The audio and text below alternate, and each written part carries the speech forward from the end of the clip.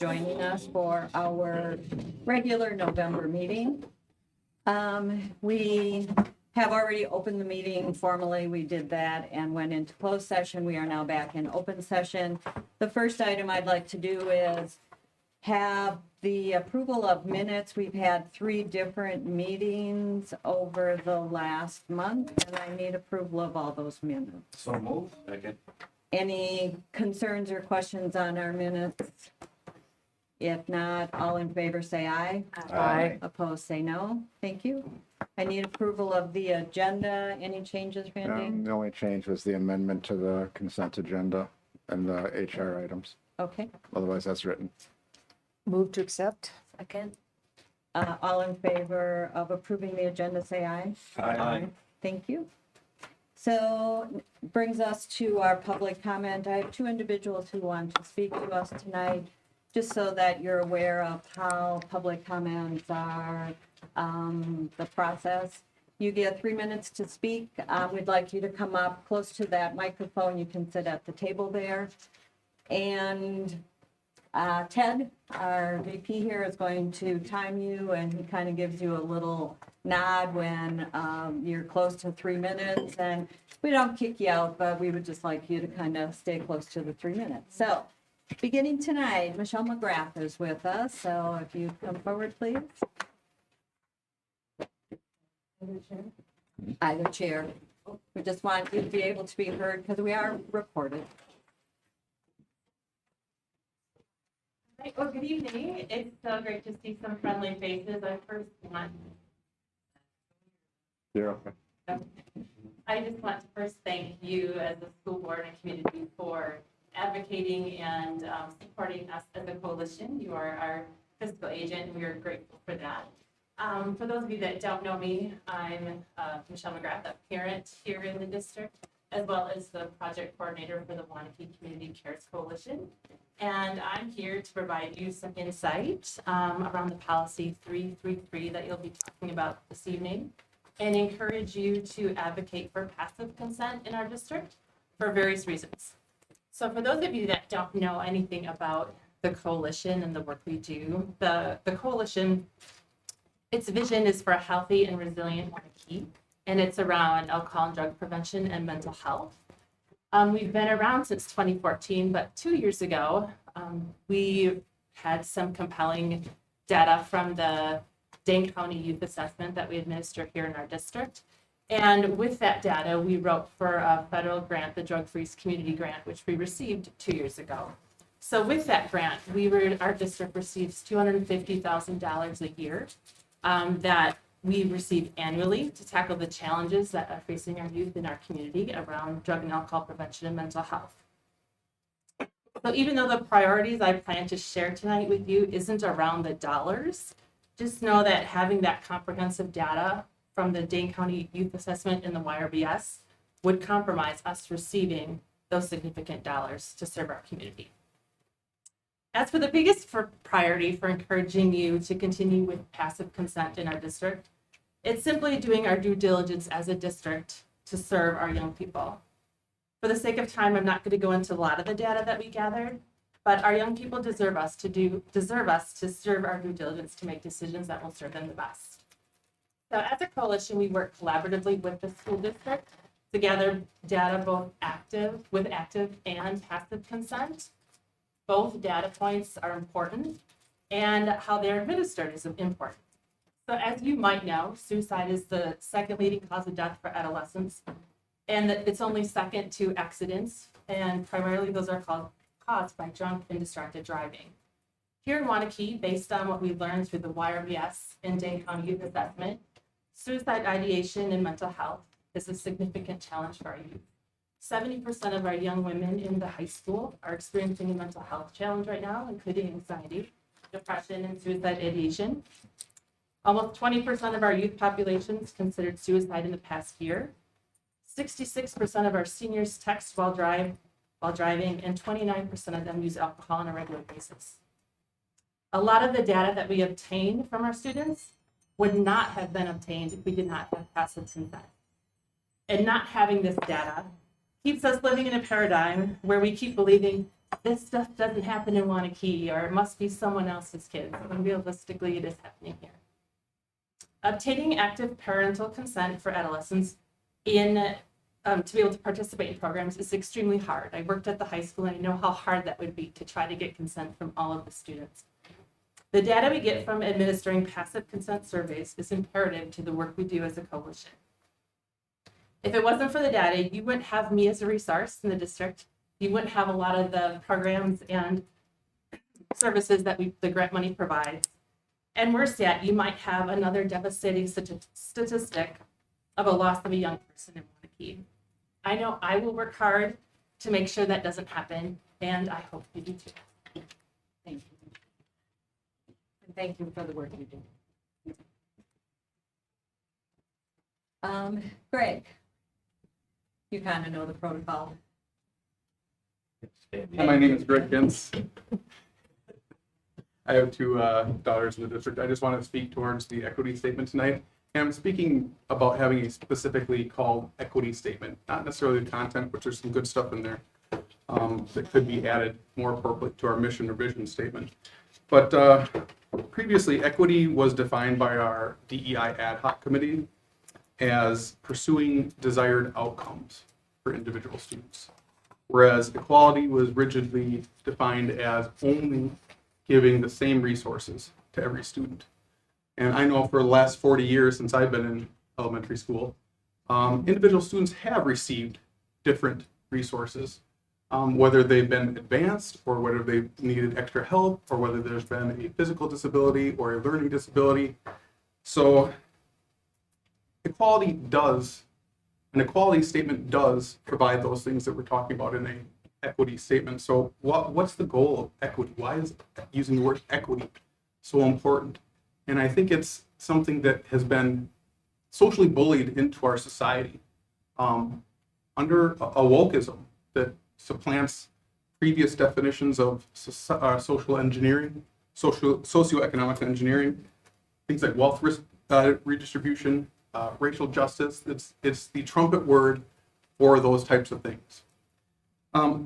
Really, in my view, the goal of using the term equity rather than an equality statement or just adding it to our mission and vision statement is to entrench that equity concept into school and student lexicon by bullying that system and to fundamentally change how we operate in society, switching from equal opportunities to a never achievable result of desired or equal outcomes.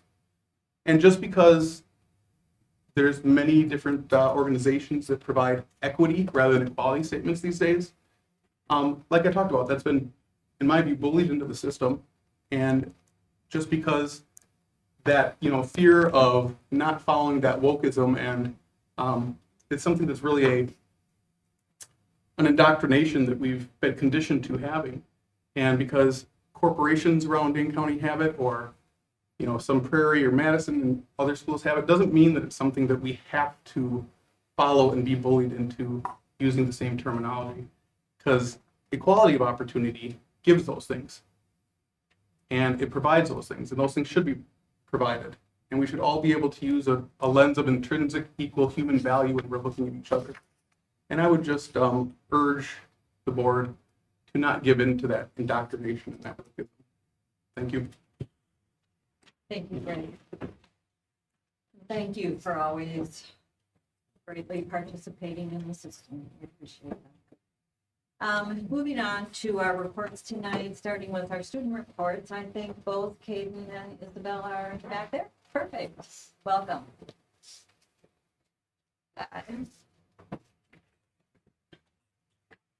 Good evening, school board. It's great to see you all once again.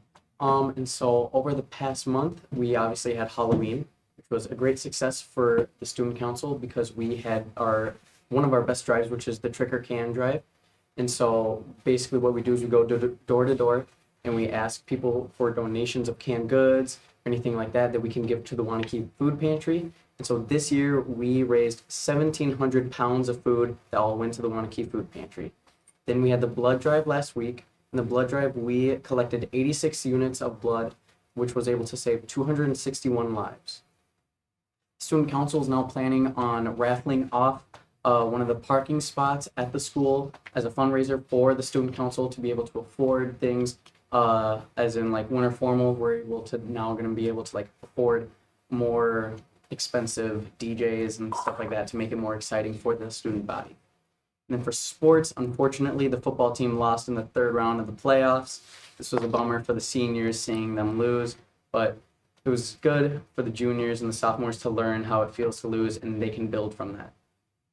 The girls swim team went to state over the week, and they beat multiple school records, and they finished 20th overall. The girls and boys basketball and hockey team are both now starting up, and everyone's really excited to start attending all those hockey games. Adding on to sports, boys swim starts up in the next couple of weeks, and Waunakee Esports also is starting to compete against other schools across the Midwest. And esports is like video gaming. I guess that's the best way to put it. And then kind of something at school right now. So 3 girl seniors were recently cut from the basketball team, and I know there's been a lot of uproar, especially with seniors. Just all these girls had played 3 years up to senior year and then were cut this year. So a lot of students are very mad about that. And then also with the end of first quarter, it's been pretty slow. There hasn't been a whole lot of school stuff other than early decisions for seniors that just ended. So this big weight lifted off, I know, our shoulders because we're all applied to college. So other than that, it's been pretty chill so far. Perfect. Anybody have any questions? Always great to have your report. Question, Yeah. how'd the cross-country team do? Oh, they did very well. I think Sienna got second all state, which is very impressive. They all got 7 of the girls got all conference. And it was very impressive. They're an amazing group of girls too. What place did they take at state? I think they took 7. Okay, I think that's what they took. I was there. Did they? They took 7. Okay.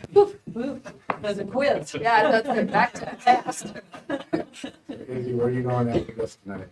I have a scrimmage in Sun Prairie against hockey team. At what time? 8:15. Yeah. Okay, Great. good luck with that. Thank you. Thank you. Thank you. We'll see you all in a month. Okay. Moving on, I don't see any teachers in the audience. Thought they might tonight, but maybe next month. Anybody have any from the board, any meetings, trainings, any attendance that you would like to share? I did attend the state cross-country meet. Yeah, we heard. What place did it take? I participated in a workshop.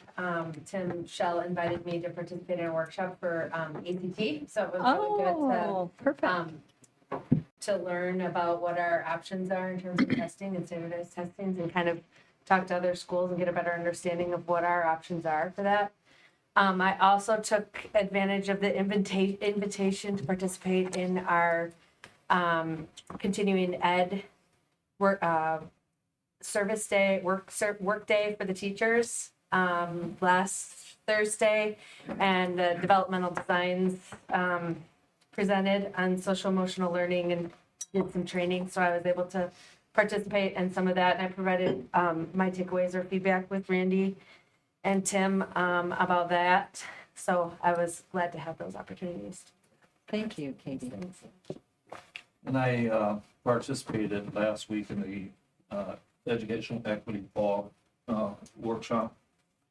And 3 areas that they covered was incorporating Indigenous sensitivity within the classroom. The other talked about post-traumatic slave syndrome. And then the third was collaborating communities. And that's some really enlightening ideas. Great, great, perfect. Thank you for doing that. Anybody else have anything to share? Thank you. Moving on, the next topic is spring school board elections. So at this time, it's always important to make the public aware of positions that are up on the school board. This year, my position, Town of Westport, and I also represent City of Madison. My position is up, as well as Brian Hafer. He is the Village of Waunakee seat, or one of the seats from the village.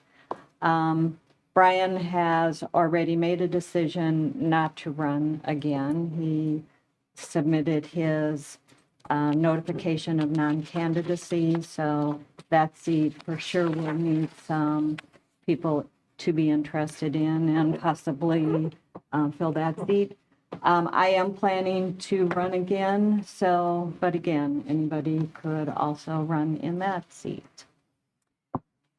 So if you are interested, Rebecca back there is the lady that would help you out with any paperwork and information that you might need if you want to run for positions on this board.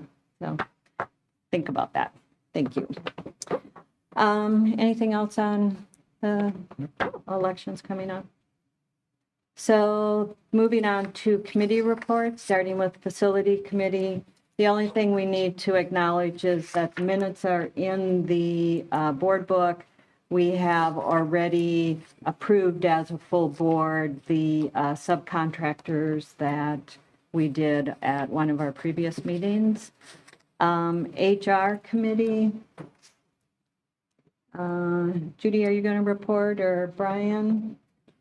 Well, let's see, what do we cover here? We're looking at employee contributions for the health insurance. Did you want to talk about that, Brian?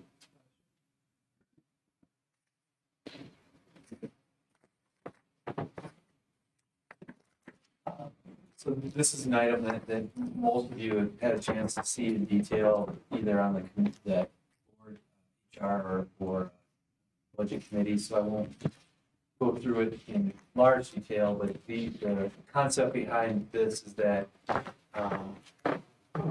certain medical tests have a very high value in terms of promoting population health. And so the areas kind of focus are listed there. And as a result of those items, population health data would provide that there is a value that can be returned to a health plan based on the compliance of employees within those tests. And so we've got really a win and a win, right? Employees get better information about their health and then can take action if necessary. And by doing so, they have less claims, which means that our health insurance plan would have less medical claims against it, which would then make us a more attractive employer for insurance purposes, which should hopefully help us by then getting us better rate renewals in the future. And so, within the information, it kind of breaks down the numbers in there, the values are provided from USI based on their population health research across the United States. But specifically, the values that are given to us are unique to us based on the number of individuals that we have in our health plan and what we could expect from their participation at different levels. And so this would work in conjunction with what we've already offering. We already offer health assessment. This would steer all the health assessments to our employee clinic, and so that would give them an opportunity to meet with the high quality provider that we have, get time and attention with that person, and then if they choose to go one step further, which is comply in any of these areas, this would be an additional 2%. So it would, instead of, again, if they do none of these items, we contribute 85%. If they go and do a health assessment, we contribute 88%. If they would go and do the health assessment and any of these tests that are appropriate for their age and gender, they would go 90%. We'd contribute 90%. And so it's a financial incentive to the employee to do that So I guess I'll take any questions that folks might have. So it's also voluntary. Yes, They want to go above 85. correct. Brian and the school district does not get any of the information, personal information. They'll just hit the nursing staff that, from the clinic, basically checks off, did they meet this to be able to bump up 2%? Yeah, thank you, Additional Brian. 2%. So the school's not collecting any of that. In That fact, they received a colonoscopy or. yeah, we won't even know if which of those that they would be recommended to complete. Where are they gonna know? Are they in compliance or are they not? A yes or no? So And it's, some of those, you can obviously see are not gonna be, they're gonna be age dependent too. So a 28-year-old teacher is probably not gonna be doing some of these things. Well, it looks like a win-win. And I looked at the costing. Every level, almost it paid for itself. What we're gonna pay for the 2% is covered at the lowest level, almost dollar to dollar, and if we're at 65% or higher, there's, or, excuse me, 75% or higher involvement. It starts going up at like $70,000 rate of return above what we're paying. So I think it's a win for the staff. And I think it's a win for the district and health costs. So this did pass through the HR committee 3-0, and you're looking for a recommendation or a motion here? correct. So that you want to continue to pursue the language of this in So, the handbook? Tonight, it would be asking for the full board's, action on it, and if the board approves it, it would take effect. And we'd actually be communicating to employees that the assessments could begin, still this month. Oh, great.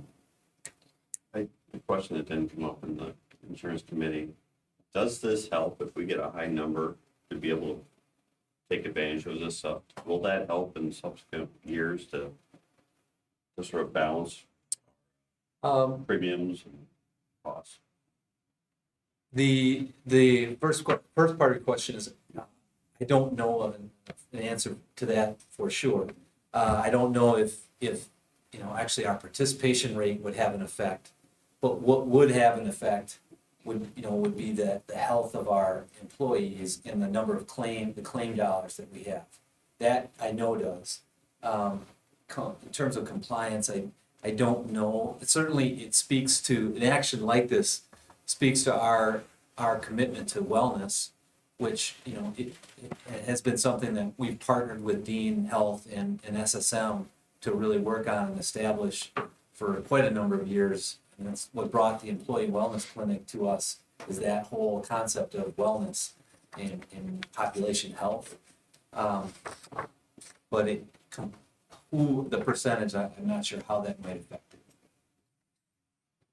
But because we were focused on wellness, we get 0% increase for 5 years in our insurance premiums, right? Correct. We can get these numbers up.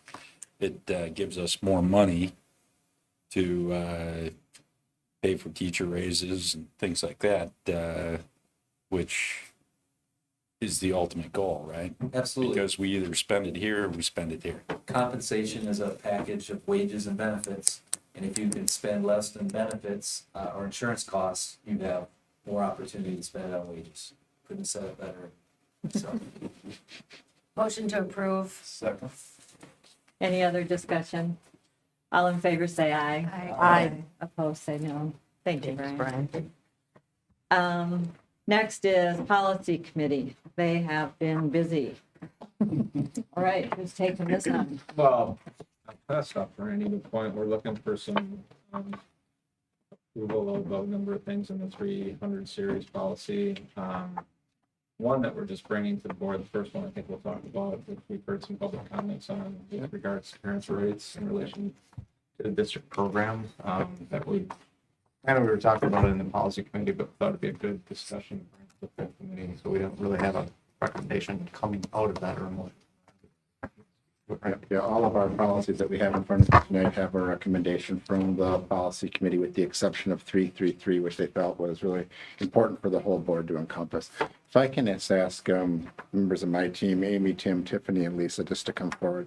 And these are the folks that work in our ed services team. And when we take a look at policies such as 333, these are the folks that work most closely with it. So I really wanted them to at least be at the table. And as you have questions, they're probably my best resource to be able to answer them.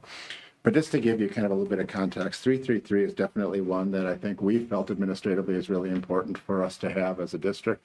We feel that it's one that helps to identify clearly kind of what the current landscape is as far as parental rights, as far as what are the things that we participate in, what are the things they can opt out of. And then really the big piece that we have in front of us, which is really where the policy committee really wanted everyone to weigh in on. This is what you heard public comments on a few minutes ago with regards to passive and active consent, particularly as you're looking at different sorts of information gathering tools. This is kind of a bit of review, just so everybody, not only around this table, but anybody watching understands. So a passive consent would be that we would articulate that we are going to give, for example, a survey. We identify what it is. It's going to happen on this date. And if you don't want your child to participate, then you need to contact us. But if we don't hear from you, then we would assume through your passive consent that then your child would participate. Active consent would be same process, but with the exception of that the students who would participate would have to have active consent or parents sign off that they're okay with that instrument being identified. The policy does articulate some things that are within 8 different areas where active consent is required, but those are only required under whenever you have an instrument or a program that is funded by the federal government. So it's funded by the Wisconsin Department of Education. And so in your packet, what we showed, we brought forth a few different examples of screeners that we use. Rebecca, would you have a chance just to pull that up? Yeah, and I mean, Amy, Lisa, Tim, and Tiffany had brought these. I just asked them to kind of put together a few examples of things that happen across our district. The one thing I would add on here is that you also have teachers, just as part of this running their class, are surveying their kids on how are you doing, et cetera, those type of things. Those are pretty formative assessments that teachers do just on a daily basis as far as operational of their class. But what you see up in front of you right now is just, and I'm not going to go through them in depth, but they're just some of the screeners that we use. The BAS, the Dane County Youth Risk Assessment Survey, building climate surveys are some things that our principals and our student services teams have put together. And then the Elevate surveys are just a few examples. It gives you an idea of as far as what grade levels they're taking place in, what their duration is, and a few example questions of what those are. So of these 4, these are kind of some of the big scale ones that we do. Those certainly may touch on some of the aspects within the 8 bullet points that are identified in policy 333. But they don't meet the criteria of being funded by the U.S. Department of Education. So it really leaves us to a point where we have to make some decisions as far as what level, how do we want to write our policy? And I think the biggest piece that the policy committee discussed was the active versus the passive consent piece. And the way that we would then move forward with that is then going to be indicated by kind of the feelings of the board on that item. I mean, you saw Michelle talked about that very specifically with regards to our Waunakee Cares Coalition. I mean, they're one recipient of some of the data that gets gathered, and certainly it's things that we utilize also as a district, and it's valuable to us to at least know some of the situations that we're dealing with our children so that we can then relate to them and service them and their families better. So those pieces are important. I think the points that Michelle made are resonant with my team as far as we certainly respect the options of parents to opt out. Our preference would be to have the passive consent versus the active consent. That's from a perspective of just a participation and a management aspect of it. But certainly that is a kind of a fork in the road as far as which way do you want to go with the policy. And this is a piece that I would need to kind of, that's why the policy committee thought this should come forward to the board for everyone to discuss. And I think that's generally the main piece that I think is discussion worthy with regards to moving this policy forward. Otherwise, other pieces in here are really just articulating, just from a legal standpoint, what people can and cannot opt in and out of. It's just, how do you do that? Jack? Is there a way that, we ask for a lot of paperwork at the beginning of school year. We're filling out documents and so forth for our kids.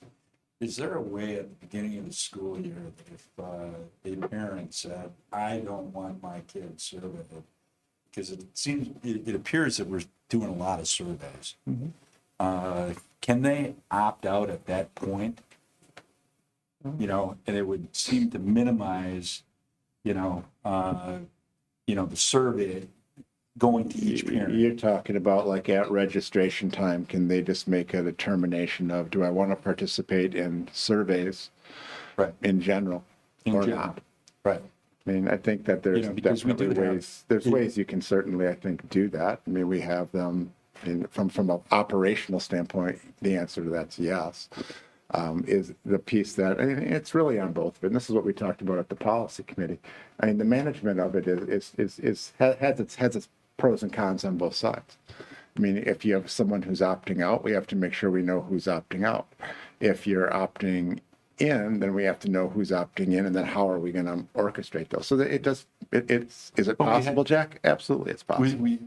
If you don't want your kids in photographs and displayed all over That's exactly where it would go. So it would be the same type of thing. This would be the same thing. It's the same Maybe deal. you want to opt out of the surveys if you don't believe in the surveys. I don't know how many of those parents would potentially opt out. I think the idea of having an option to opt out is important, but I think it's important for people to know what they're opting out of. And if you did something like that in the beginning, it's a general, I'm opting out of everything. That's not as informed, I don't think, as knowing what we're going to be giving, and then and make it as easy as possible for parents to say, no, I don't want to put stumbling blocks up. But the carte blanche of, I don't want them to do anything, seems ill-informed to me. What is our current practice in terms of communicating to parents and allowing students to opt out? Can I lean on one of you guys to kind of answer kind of how we're doing it with some of the ones that we've administered It's recently? going to depend on the survey too. And I guess I would ask you all to be very clear in your own minds what your goals are here. Are we talking about the 8 protected areas or all surveys? Because I could opt my child out because I may not want them in these protected categories, but then if they're a senior and we ask them for, what's the graduation song, sorry, you don't get to vote, your parents opted you out of the survey. So, I mean, you've got to be very clear about what surveys if you just do surveys broadly, you're going to be scooping up things that I don't think That's you right. fully I would anticipate agree. you scooping up. But, I mean, certainly anything that would be covering any of these protected categories, we would be offering early notice on. Okay, so if we're going to be administering the Dane County Youth Assessment, what is do we feel comfortable with the practice that we have in place, that we give enough time to parents, they know, and the kids, they know that, kind of what the content is of that screener, or is there an opportunity to perhaps maybe make some improvements in how we communicate or when we communicate? I'm just curious what our current practice is and if we find it to be effective. How about not only the kind of content, the exact content, what it is? So I think, a lot of things are generalized, or most surveys, 90+%, there's no issue with it. It's that, certain percentage that really strike a nerve that, hey, I don't want to be in this at all. And that, I think that's, how can they be assured that the survey is total, I'm cool with it? Are these surveys already, do they change each year? Do you change them around, or is it pretty standard from year to year, where you could say, I'm opting out of all. Or you could have a checklist of these 4 or 5 or 6 that have a link that, when they're registering, can click it open up, see what's on it, and be like, yeah, that's fine. I mean, it's more on the parent to do. To read, I mean, some people might be like, don't have a problem, I'm opting in for everything. Or, but the ones that do want to see what these surveys are actually asking, is there something to be able to do that electronically on, as they register? I don't know if they let us, copyright wise, I'm not sure they let Okay. us do that, at least for the ones that are not published by us, obviously, like by the BAS, those are like professionally. Or a description of Yeah. what they're. Yeah, I but think none of that's the- why we put some example items, Right. just so that people could kind of get a feel for what that looks like. But Most- I would agree, you could list individual surveys maybe on online registration and do it that way. It's more on the parents, but you could also just have check boxes where like if parents who don't care about, yeah, I want you to know more. You won't touch it, you know, just blankets accepting you're opting in.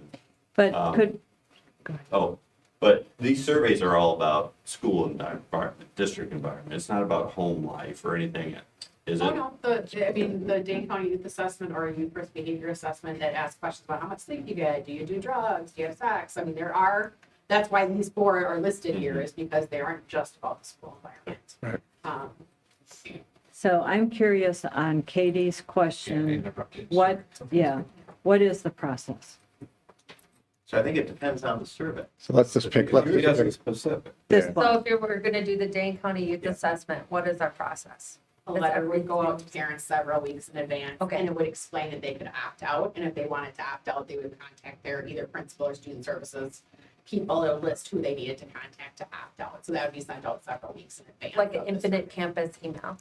And then the parent would have to send it if they wanted to opt their child out, because currently it's passive Right. consent. So then if they wanted to opt them out, they would have to send an email. email or Okay. phone call or whatever works best for them. Or for the screener, there's just a link right in and there's like one question bring your And so there is an opportunity for that to get missed potentially, and someone will get surveyed that shouldn't have Yeah. potentially, which. How does the information go back to the classroom teacher or the person giving the survey that this person opted out?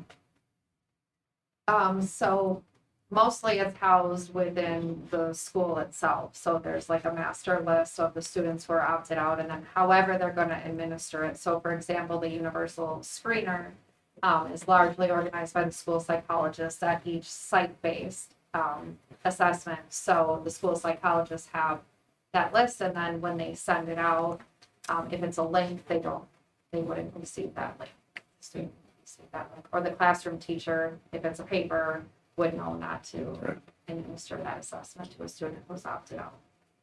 So the question would be, we have this option out of the entire population of students. How many fill out saying, hey, I don't want my child to take that survey? Is it 5%? Is it 10%? Is it 1%? Who Currently, opt yeah, out typically. is small. A handful. The universal screener at ninth grade, there were 7 out of. So it's a So- relatively small. So what you could do is, again, come back to, the protected class of, and just say, hey, I don't want my kids to take this. Because you're saying there's a small percentage, so it's not a big administrative challenge. No, the opt-out isn't the challenge. It'd be if it was active consent, if we needed a signature from every single one of those 300 ninth graders, that would be the challenge. The opt-out is not the challenge. Although I would say, again, it depends on what your intention is to support. If the blanket opt-out were, I'm opting my child out of any survey that covers one of these 8 protected categories, that's a fairly limited set of surveys, and that would be very easy to manage. If it was all surveys in general, then, if I wanted to, I guess my point would be the protected category. Okay. So you could have your beginning of the school year, these 8 categories, I don't want my kid to participate. There's also, I think, surveys show, we've heard about them. Inappropriate, what's appropriate nowadays isn't the same for everyone. And there could be some of those that aren't in this protected class that all of a sudden this teacher puts this survey out that's, what are you asking this for and you find out after the fact. And I think that's the concern for many, like this is inappropriate, but I didn't know about it until it was too late. Does it happen a lot? I can't imagine it does, but it probably, there's some risk of that. But to Ted's point, I think that makes a good argument for doing it as we have done versus a general opt-out at the start of the year, because it would be an obligation on our part to make sure there's a clarity of what the survey is and maybe an example of some of the items that might be touched upon. And at that point, they can choose to opt out, because now they know what's going on. I also might submit that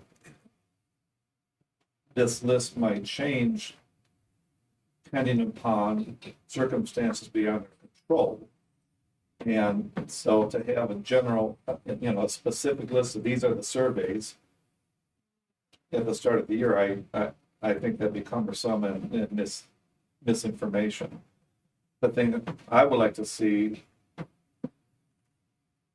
if we stay with the process, is that there be actually a link that they could click on to opt out immediately, so they don't have to make a phone call.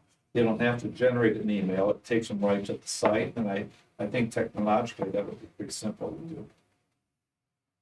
do. You're recommending something that when it's sent out, that if they don't want to participate, they could. There's a link to click on. And I would think even if we did have it in the online registration at the beginning of the year, and we were very specific, if the survey is not administered till March, like we're gonna send out a letter anyway, right? I mean, we have to remind parents about it and give them another opt-out. So I think we would probably end up doing it again anyway, just because, like you said, people could change their minds, circumstances could change, so.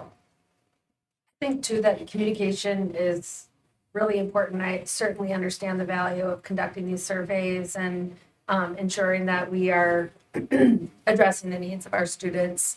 But I also think that over communication is really important too. And so I found this to be very helpful, this with the example of questions. And I don't know, with copyright and those types of challenges that we have, if we are able to, when we are sending the letters out to parents so that they know what these assessments are, I think that over communication is really important, because I think then that way there's really good collaboration with families and with parents, so that there aren't any questions about what's going on.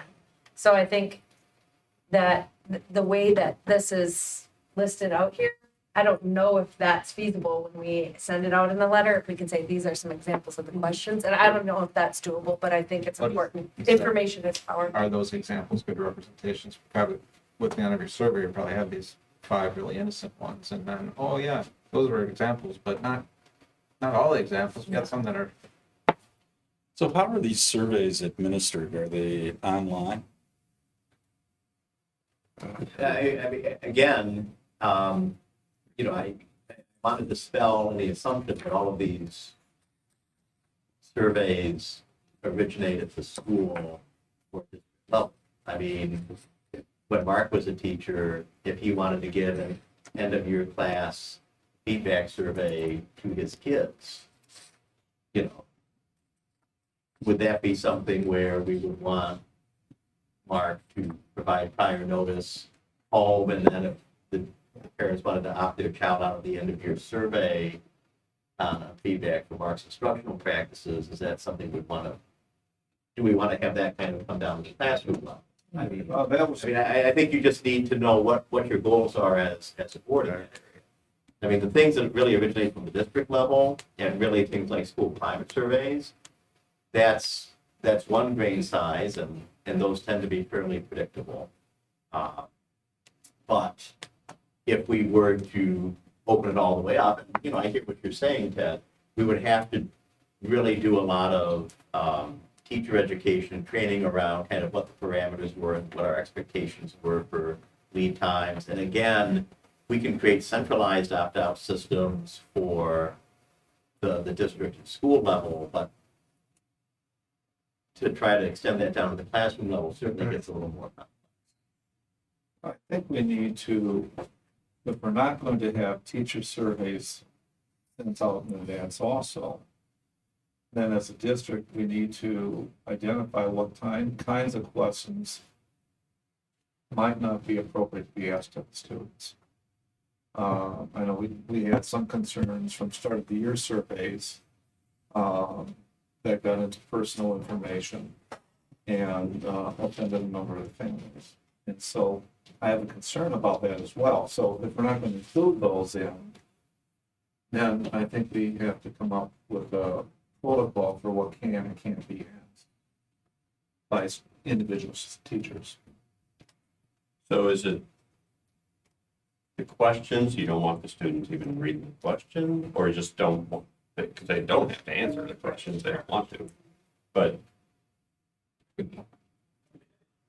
I'm fine, I would, do we want a motion so that we can discuss more?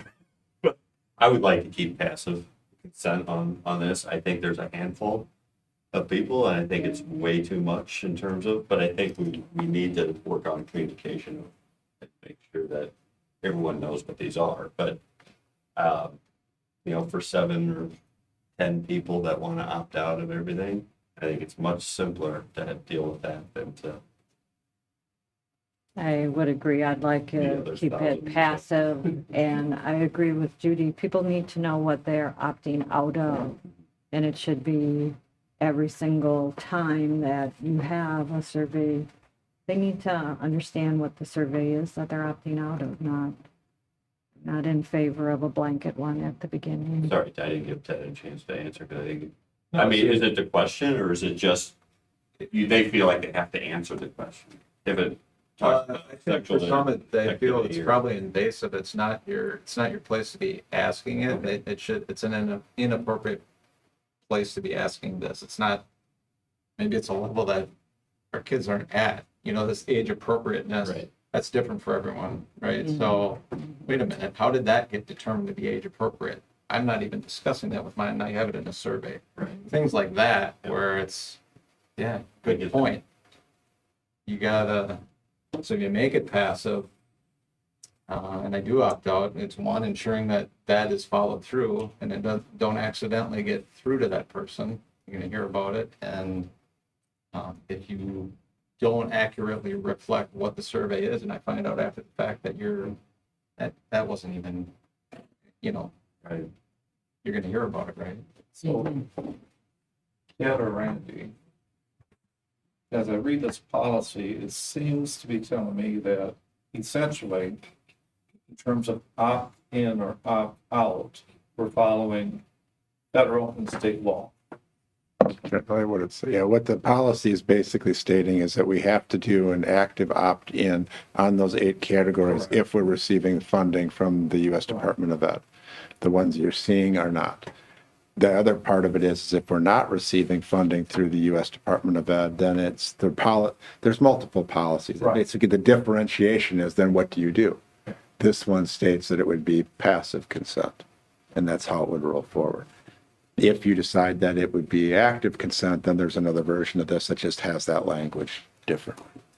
I move we accept policy. And I think, Yeah.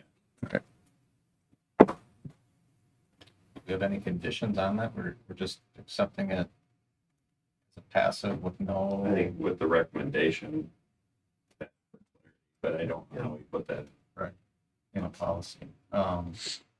The concern, we just pass it blanketly and we don't put some sort of protection. What, clearly stating what the survey's about.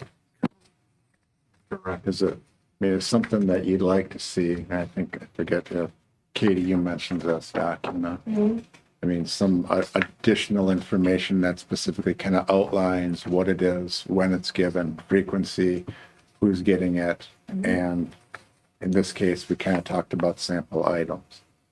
Are we able to do that for the surveys that we're administering? Is there any issues with that?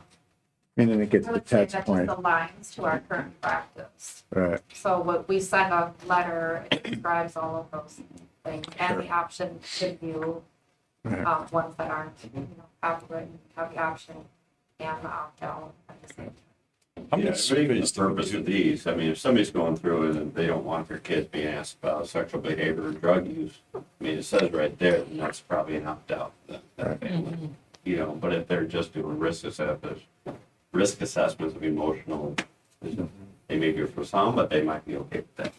All right, And and I think it's just important to be intentional with our communication, you know, like to understand that there, you know, you don't want this to be, and we don't want this to get missed in communication with our parents. We want to make sure that they see it.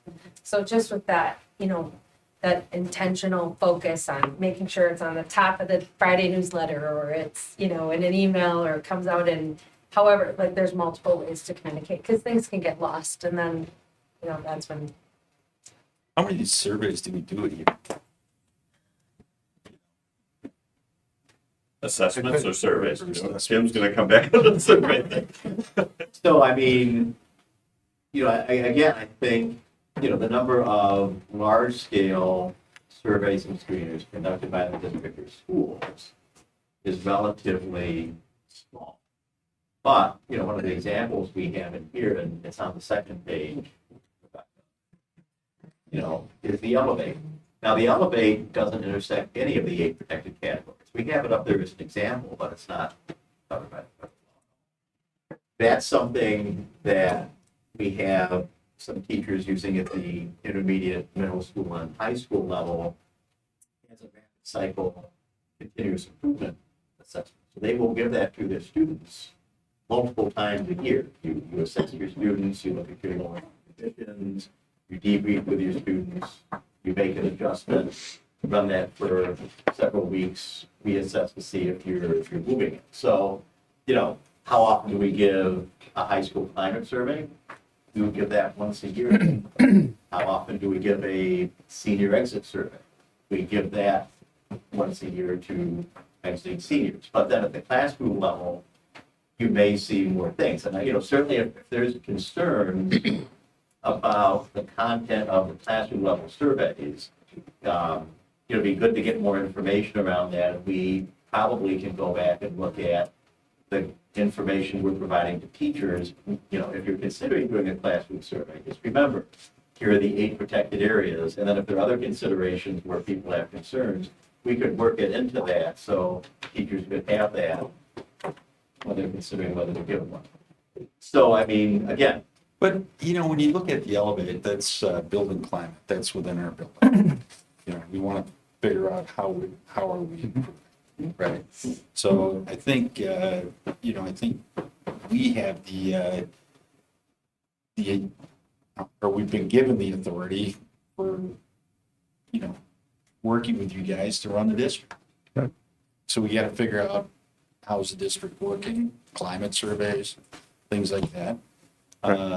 You know, those are important, but when you start getting outside the bounds of the building, you know, I think that's where people get concerned. Yeah, and it's breaking people's trust, right? You trust that it fell within it. Once you fall outside of that, it's like, now I don't trust anything anymore. So any survey you put out, it's like, no, I don't want it done. I think that's where it is for a lot of people. And yet, Warranted or not. like the Dane County Youth Assessment, it does do that, but it gives valuable information for what is really happening to our students and what kind of services do we need to provide them. Yeah. And again, that's, if a parent wants to opt out of that, they can. And, you know, actually, I found what I was looking for, number 4 stipulates that for those kind of things that would require opt-in, we have to follow, which are those 8 categories, we will. At a minimum, we will provide opt-out for other opportunities. And I think the majority of the board is saying, we agree with that. So I think just to kind of clarify what you said, so the 8 areas in here are required active consent if funded by the U.S. Department of Ed. Right. But right now, we don't have any of those. So the ones you see up there do not, they fall under some of those 8 categories, but they're not funded in that way. So then it gives kind of the latitude then for us to define our policy as we want to. And So if you're looking to keep it as the motion is, as passive consent, what I'm also hearing is you wanted some additional direction, kind of the spirit of the policy, is that you want as much clarity in this as possible. Are there any of the surveys that a parent wouldn't be able to preview beforehand? Many of them, I think they can, but is there any of them that prevent that?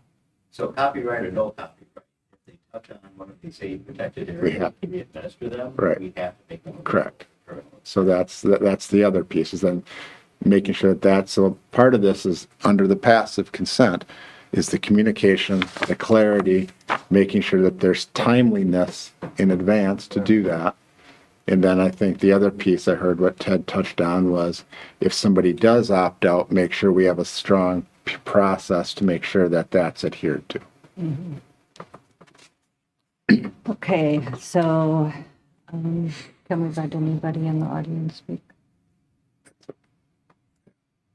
There is somebody in the audience that would like to make a comment. Is everybody okay with that?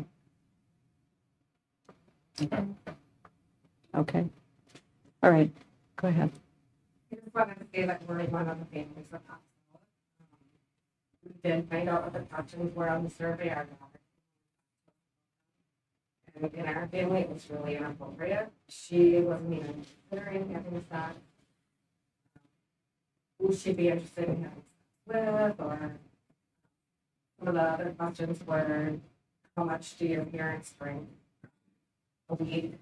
Do they own a firearm?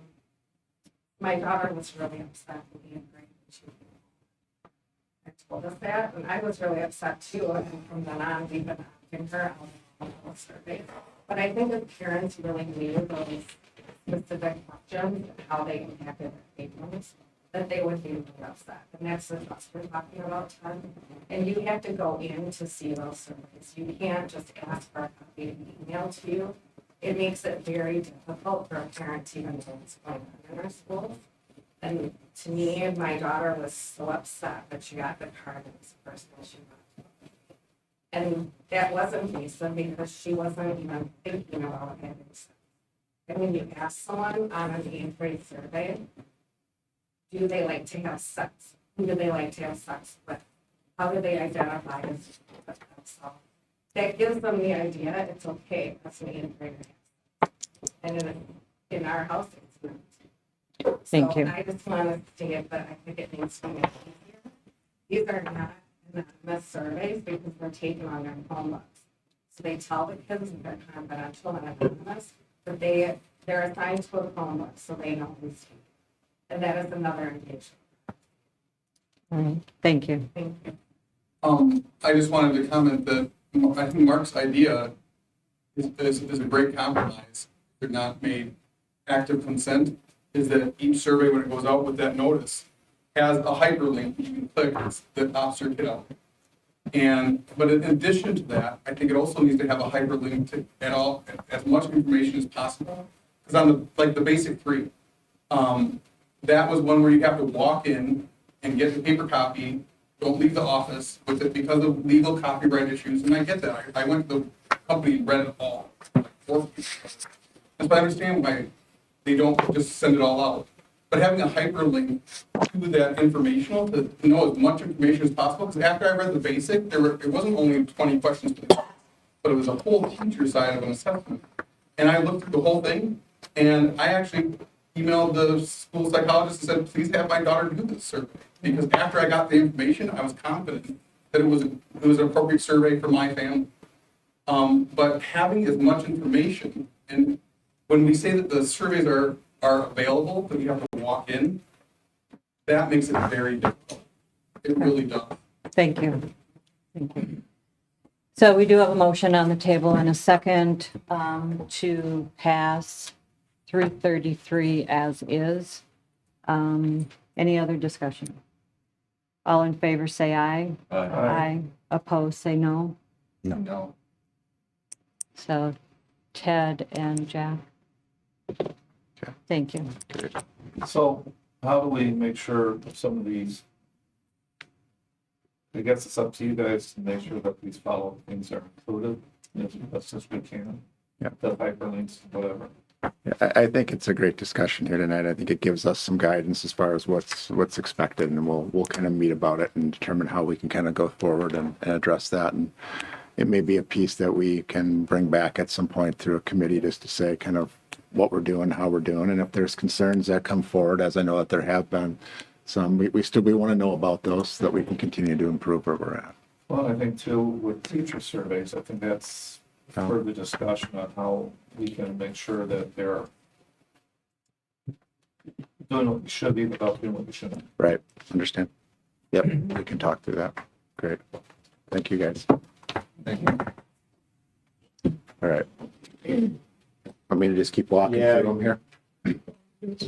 All right, in your packet for the rest of the policies, there is actually a document that Rebecca, the policy committee, Ted and I, and the folks at WCSD who help us with these, help us walk through. So that's probably the best one for the board to kind of look at. The first one we're looking at here, the next, make sure I'm on the right page, is 341.31. This is human growth and development. I think the biggest piece, we are looking to adopt this policy. We also, the biggest piece is that kind of the review on a 5-year basis at a minimum. We talked about a 3-year. We felt that was a little bit too quick. We thought 5-year made sense, and that's kind of just the maximum amount of years before review. So from our perspective, that policy, moving it forward as written with the 5 years piece added is what our recommendation would be. So do we want to look at each one individual, or do we want to go through all of them? It's up to, I guess, us or. I think what we did before was we did everyone, we took a motion on each one. yeah. That just seems like it's a little cleaner than what for Rebecca. Does that work for you? So that was on 341.31 human growth and development. So I make a motion, we accept 341.3. Second. Any questions or discussion? All in favor? Yeah, just a minute, Mark. The one question, the concern I have, I know we have a human growth and development program, and it applies to this. How do we fit in some SEL curriculum that enters into the human growth and development? And the piece that we have to look at is it's the way I look at it, Mark, is you're an English teacher. I teach English in every class I teach. Yep.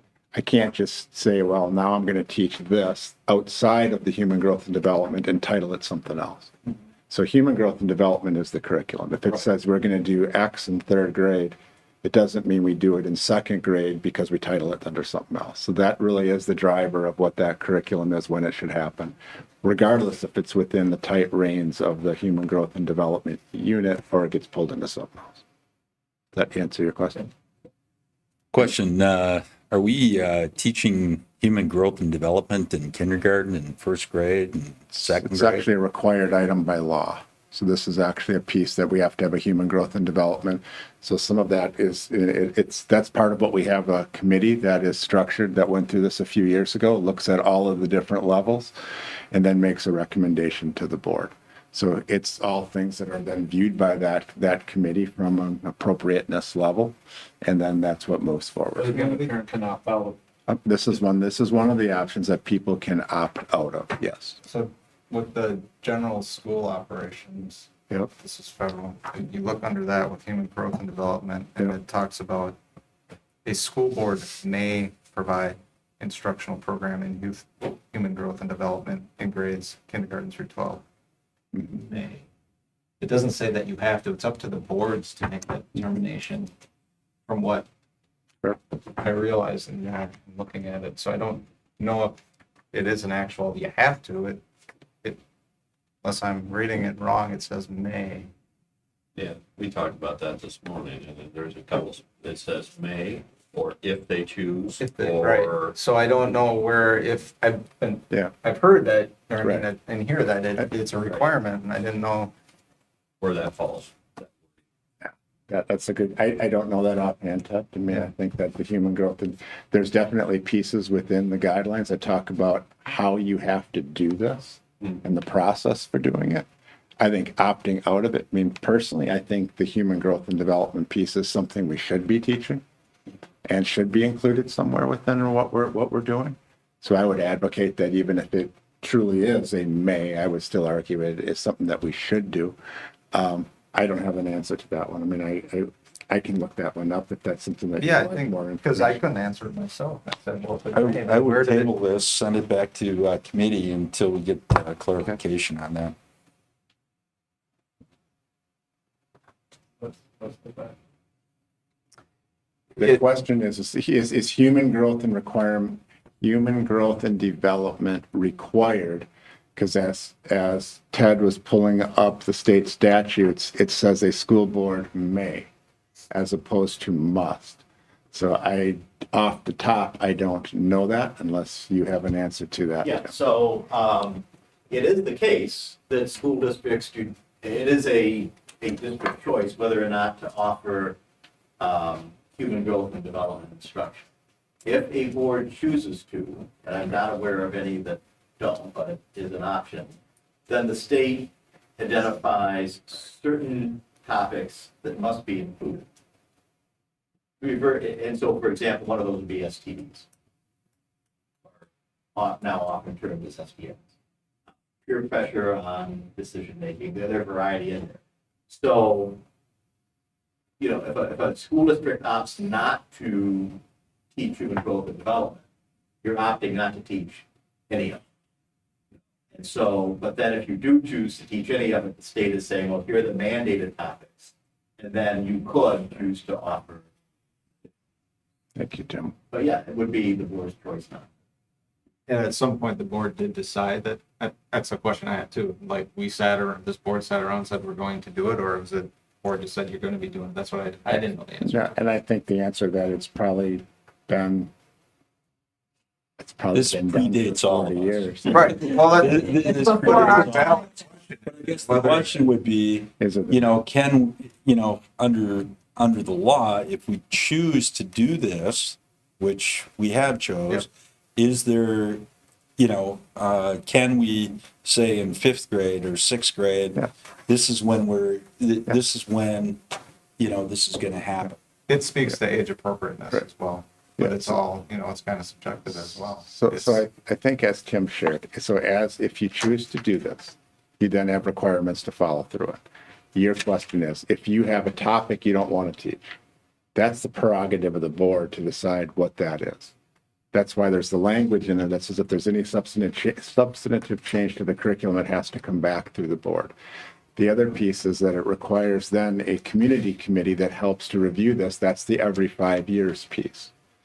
That aspect of it then is a group that is then charged by the board. It acts then as kind of an ad hoc committee of the board. It gets posted, it gets televised, it gets the whole thing that we do with all of our other committees. They work through what that basically schematic of that curriculum would be. That comes back to the board and the board adopts that.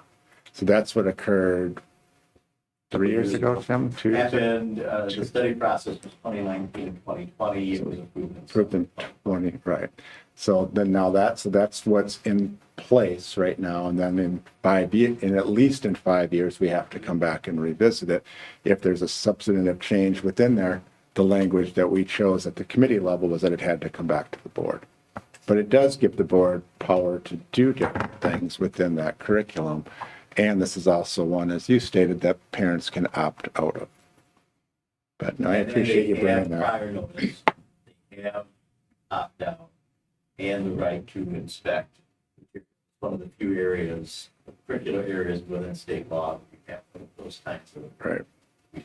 Does this subject matter, is it being taught by people who have certifications in this or have some license in this area? And the follow-up question is, what if we have a sub for human growth development? Is that a pass day, I hope?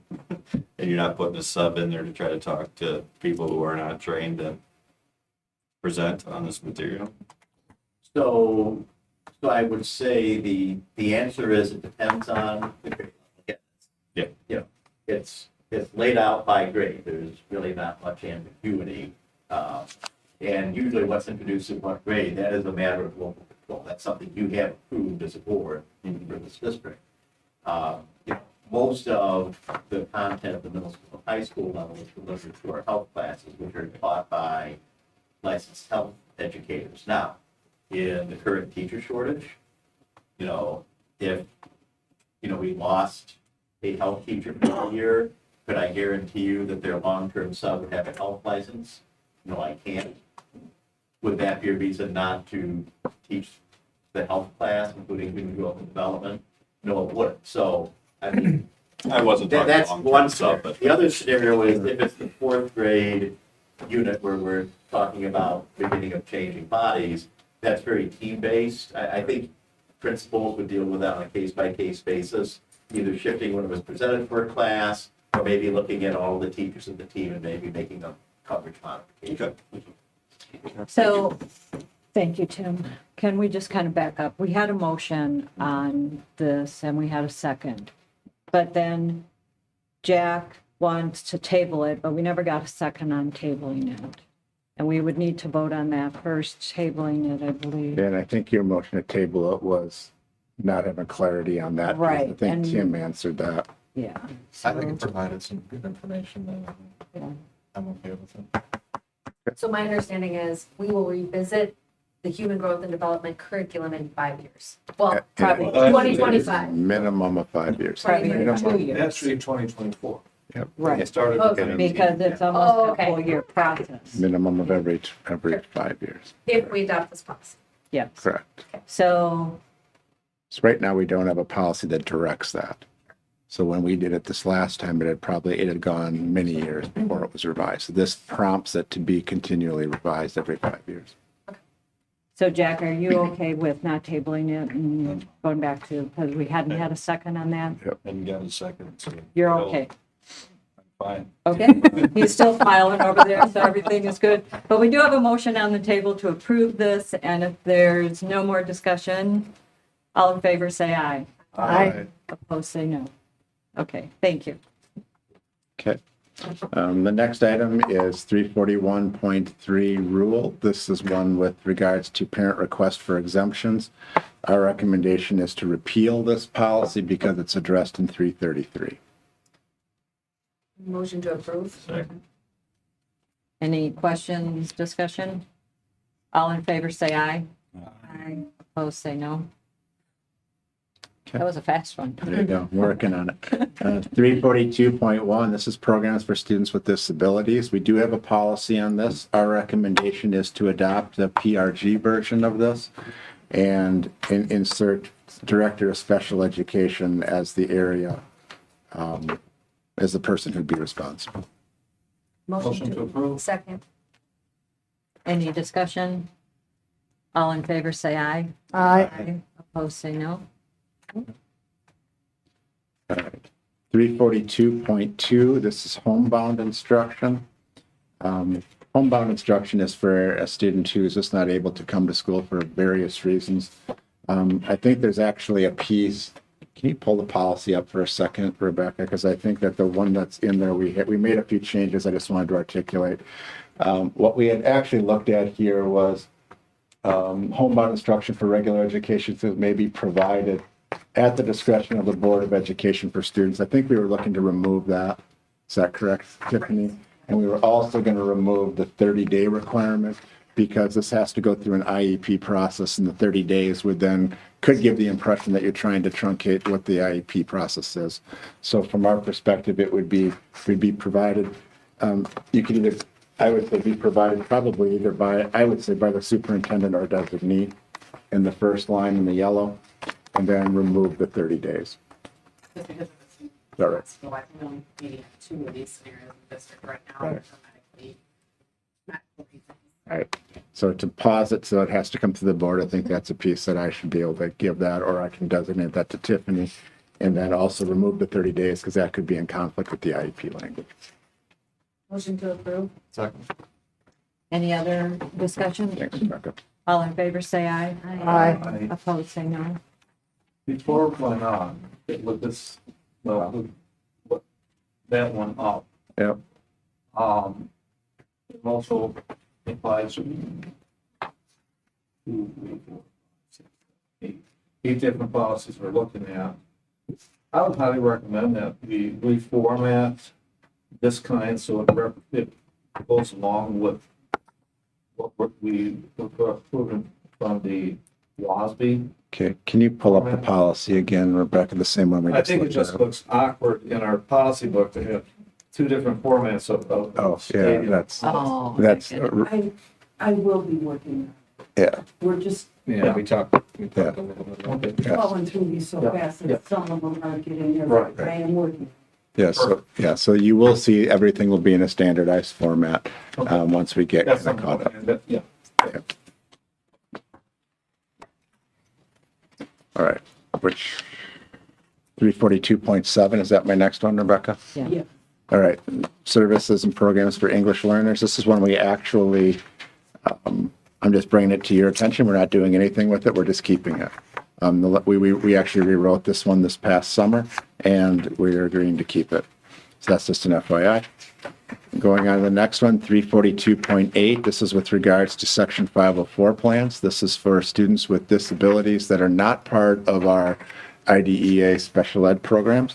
I think what we are looking at here is to adopt the PRG version of it, add the special education director, Tiffany's position as a designee, and then also any complaints would come to me as superintendent. Motion to approve. Second. Any discussion? All in favor, say aye. Aye. Opposed, say no. Okay. Okay. And the next one is for daycares, 342.9. We're just looking to recode that from 342.8 to 342.9. And that's just a coding issue, but we are looking to keep the policy. So if we can just approve the coding change, that would be all we need. Motion to approve. Second. All in favor, say aye. Aye. And the next item, I think, is the same issue. It's just we keep the policy. We're just recoding the numbers. So if we can have a motion to that. effect. Second. All in favor, say aye. Aye. Okay. All right.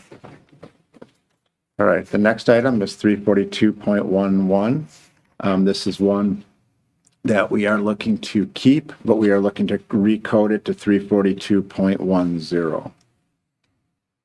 This is with regards to recording of IEP meetings. So we're keeping the policy and just recoding it. Motion to approve. Second. All in favor, say aye. Aye. Okay. The next item, 343.1, middle school class load and course selection. As we looked at this, this is really a carryover from previous practice. I think when we moved from a, transitioned to middle school many years ago, this was a concern of the board to have this in there. As we take a look at really how middle school classes and load selections are determined, this policy is no longer relevant. So our recommendation is to repeal it. Second. Any discussion? All in favor, say aye. Aye. Okay. The next item, 343.2, class size. We're looking to keep that as is. And so that's just an FYI. And then the next one, I'm going to ask Rebecca to pull up so she can show it to you. The 343.2, this is class size guidelines. We want to make a couple changes to it. One more over. Up. To the left, sorry. There you go. This is a really important policy for us, particularly as we look at class sizes. When do we add classes? And also how do we apply our open enrollment sections? The one thing that we wanted to add to the top is that the recommended class sizes listed in the table below are in place for all areas. And initially, we just had special education classes. We've also have flexibility we're asking for with online classes, bilingual classes, English learner classes as well. And then the other part halfway down, it says any classes that fall 3 students above the max or below the minimum will need a prior approval of the superintendent. In any class with less than 12, instead of that coming to the board, I think that can come to the superintendent's office as well. So I'd probably just have consistency between district administrator and superintendent, so we use that. But those are the recommendations that we would have. Randy, what is modified regular classes? Give me an example of that. Actually defined, I think.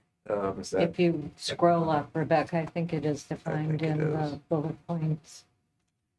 modified number 7, these classes would be open to identified students who need modifications in pacing, delivery, or depth of content. So it may be some students that have accommodations, or we've identified as a slower paced class or of some reason for a student learning need. We have some of those. I think we have, Tim, I'm looking at you in the back. I think that's where we have like some of our active bio. Does that fall within there? Yeah, so that'd be a kind of a class for biology students. Then we've identified some students who've needed some different accommodations, and we've created a class that helps to support that. I have a little bit of concern when I look at the maximum size for 712 non-lot lab classes at 30.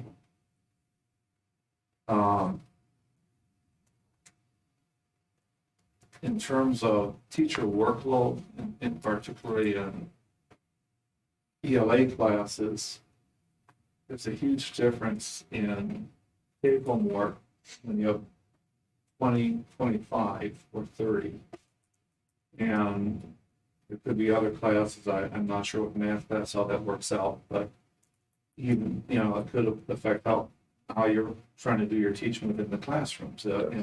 Your classroom may not be large enough to innovate with space and the students. And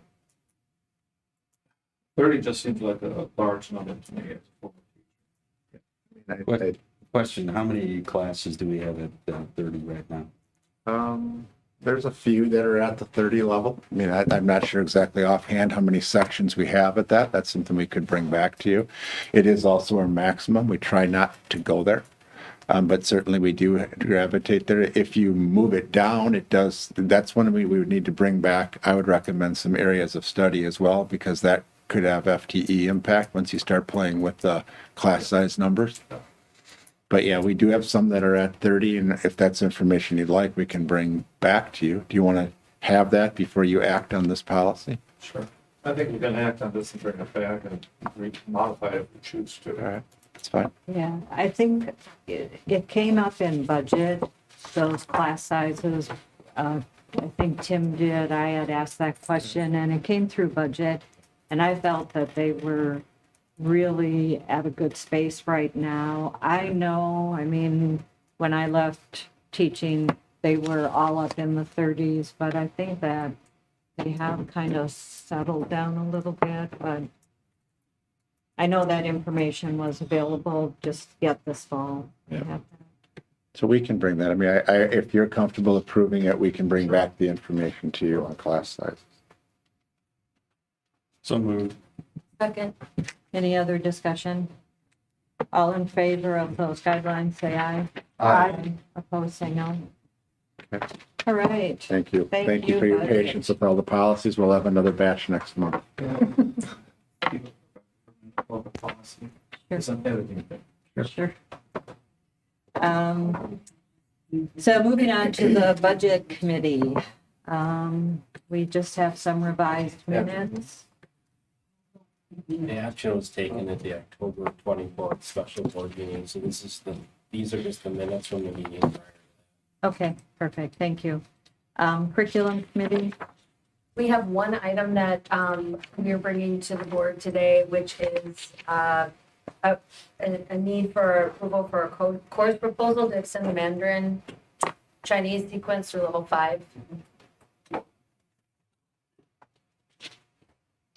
And just to add some Thank context to what Katie, well, I thought you were doing such a great Yeah, job. oh, yeah. So French goes up through French 5, and Spanish, because we have the elementary world language program, goes up through level 6. Up till now, Mandarin has topped out at 4.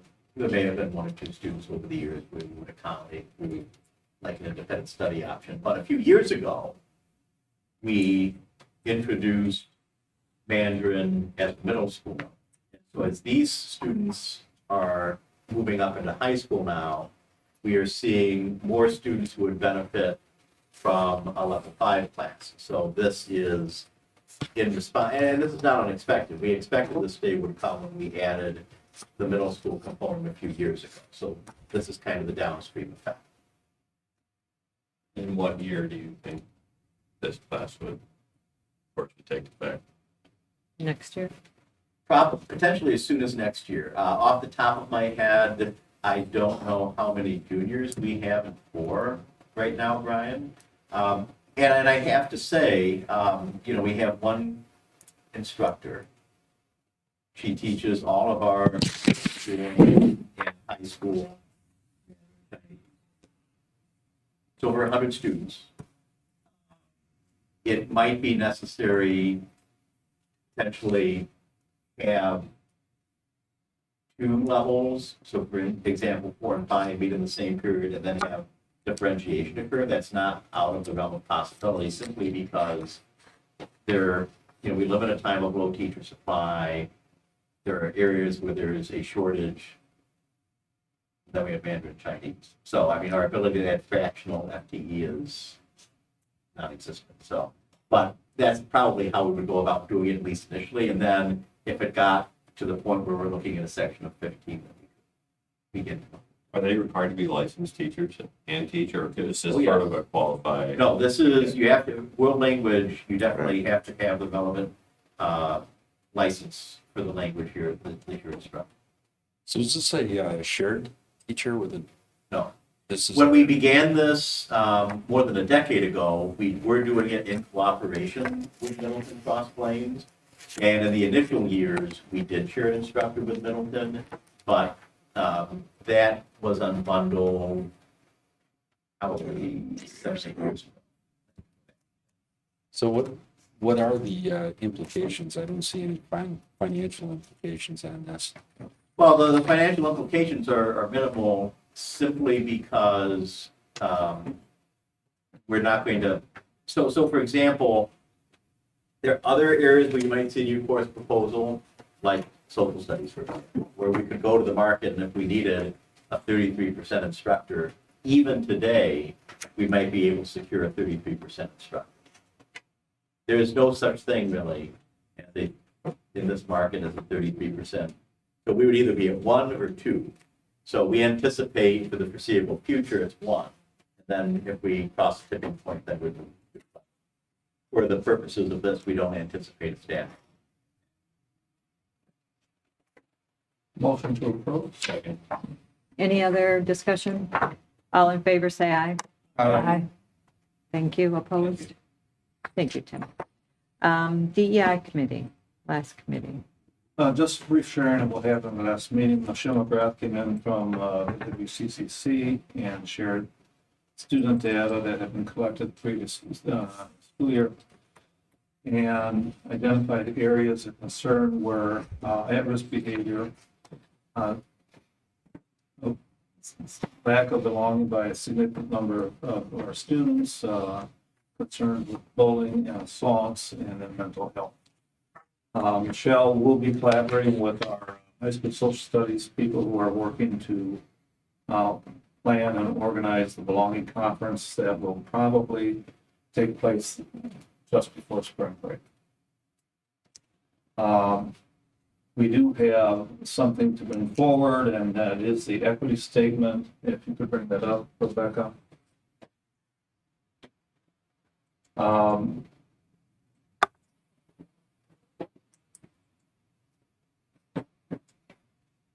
This is slightly modified from what you sent to us the last time. This is reorganized somewhat differently, but it's 98% the wording that we saw prior to that we went to work with. The committee supported this 2-1.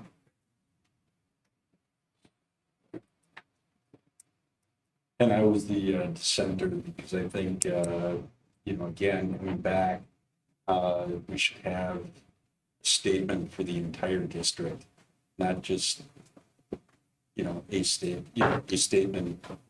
I agree. I think it's a statement. It doesn't need to be a standalone equity statement. It should be a statement. Because I think if you look at our statement, if we don't like our mission, vision statement, these should be incorporated in that, because I think there's one statement. This is how we run our district. This is how, if you come to Waunakee, these are our guiding principles. I would argue that this statement can either be a standalone or could be included as a sub-paragraph within this content and have the title equity statement. To me, Joan hit the nail on the head at our last meeting that the equity statement really suggests a culture that we want to embrace in our schools. This tells what we're teaching, that tells the culture.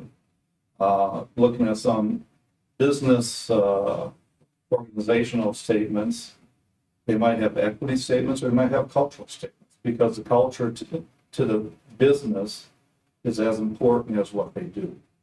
And to me, that's what this does.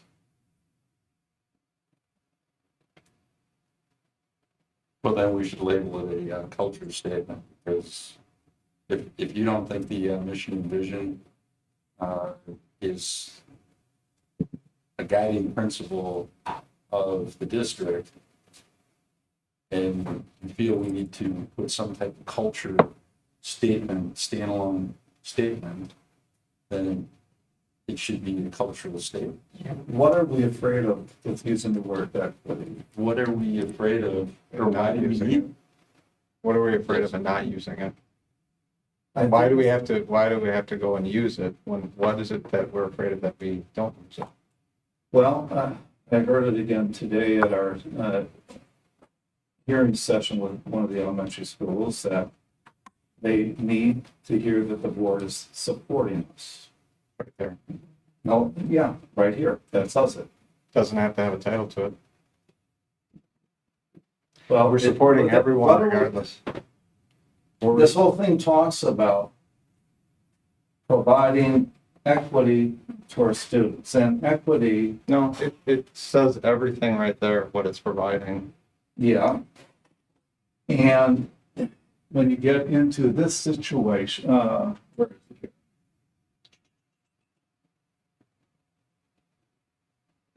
A safe environment? The safe environment and providing the resources all our students need to thrive academically, socially. That is what equity is. You know, when you put a kid in a RTI, not all kids are in there. We're trying to help those kids reach their full potential by providing, not, if it were an equal educational experience, it'd all be taught the same way. And when we use the term differentiation in the classroom, that's not equal, that's equitable.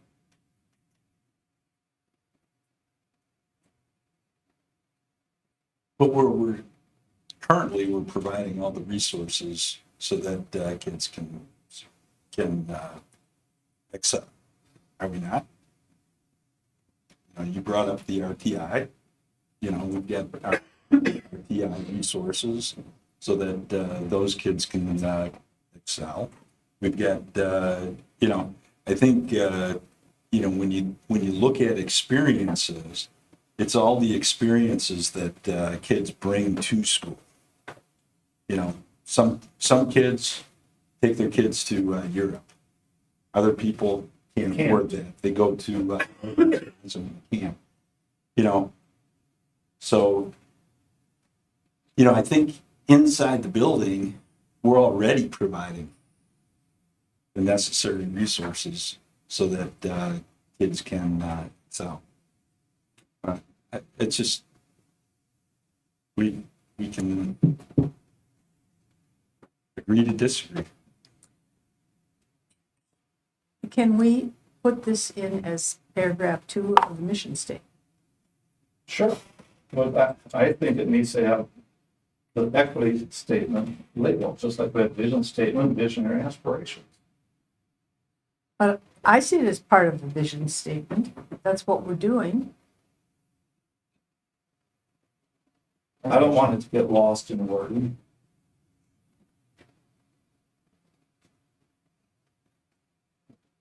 It shouldn't.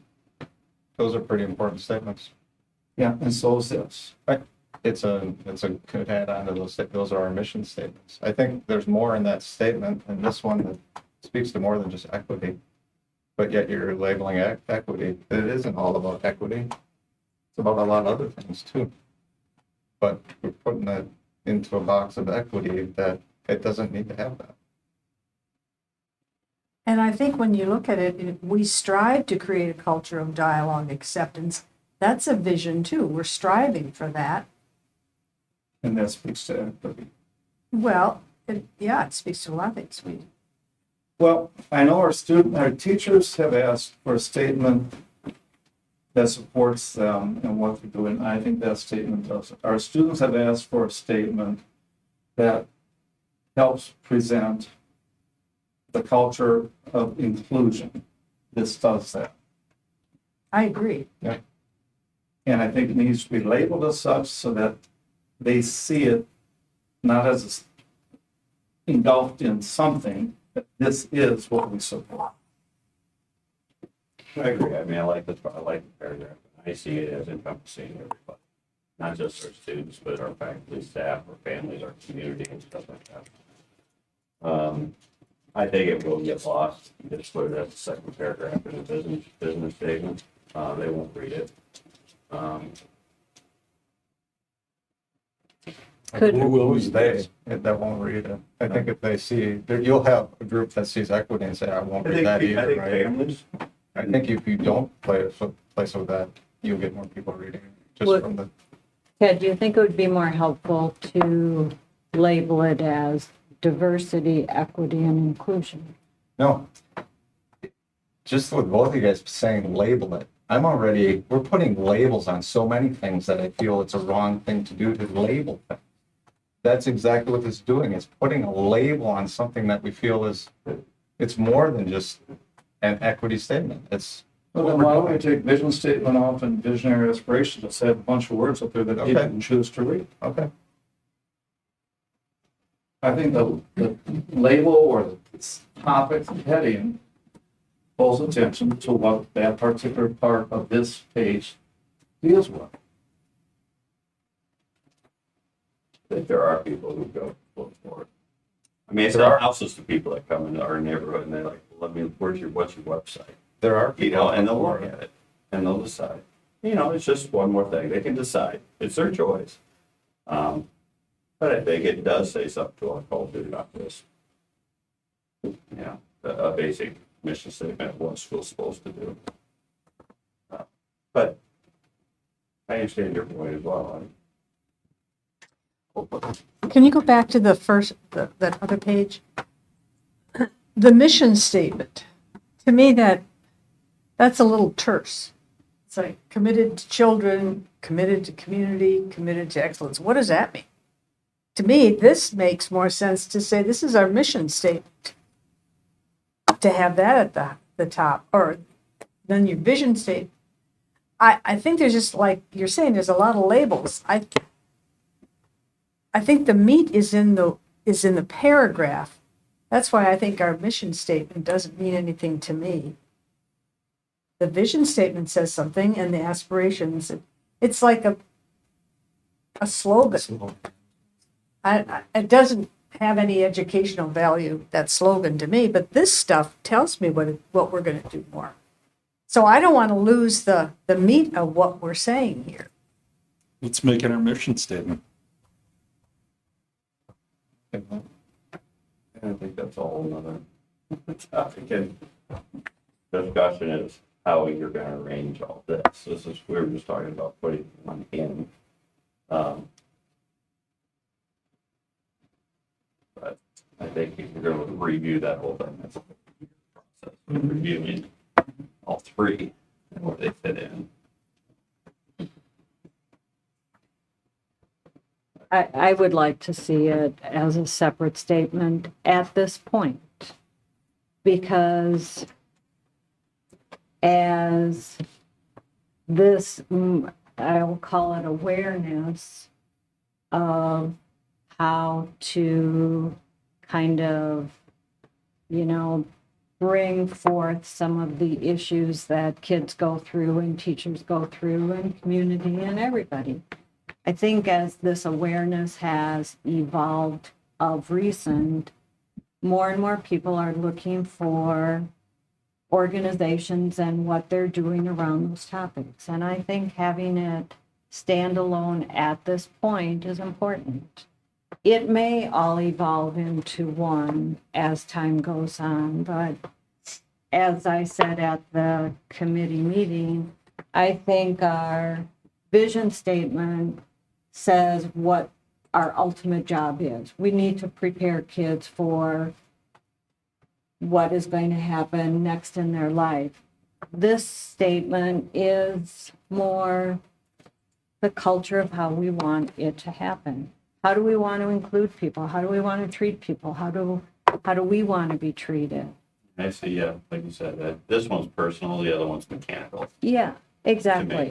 And I think letting it stand alone as we put it there on the page, it may not be important to everybody in our organization, but I agree with Mark. There are people who are waiting in our organization for us to make that statement. And I want them to be able to see it as we roll it out. They need to know that we are doing this with conviction and purpose, that we care about inclusion and we care about how people are treated. And so I would like it to stand alone at this point. Make a motion to accept this as an equity statement. I'll second that. Any other discussion? I'd like to do a roll call vote on that. Katie? Why would we take a roll call vote on that? Because I think there will be people who will not agree with accepting it. We can just do it. Let's just vote. Okay, all in favor say aye. Aye. Aye. Opposed say no. No. So, okay. Did you get that, Rebecca?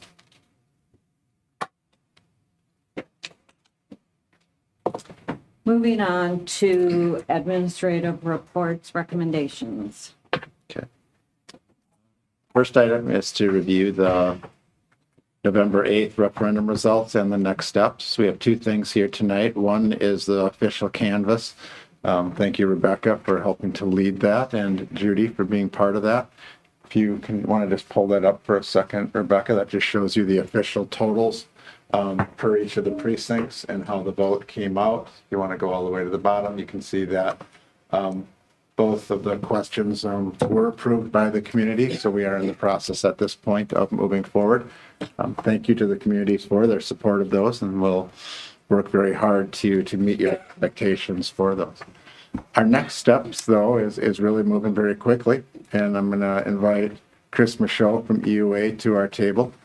Because one of the things that we have now coming up very quickly is we have a plan commission meeting on or about December 8th, where we have to have submittals in for really the first project in line on the referendum, which is Heritage Elementary. And so what we're looking at here tonight, and I'm going to turn this over to Chris to kind of walk us through, is really what are the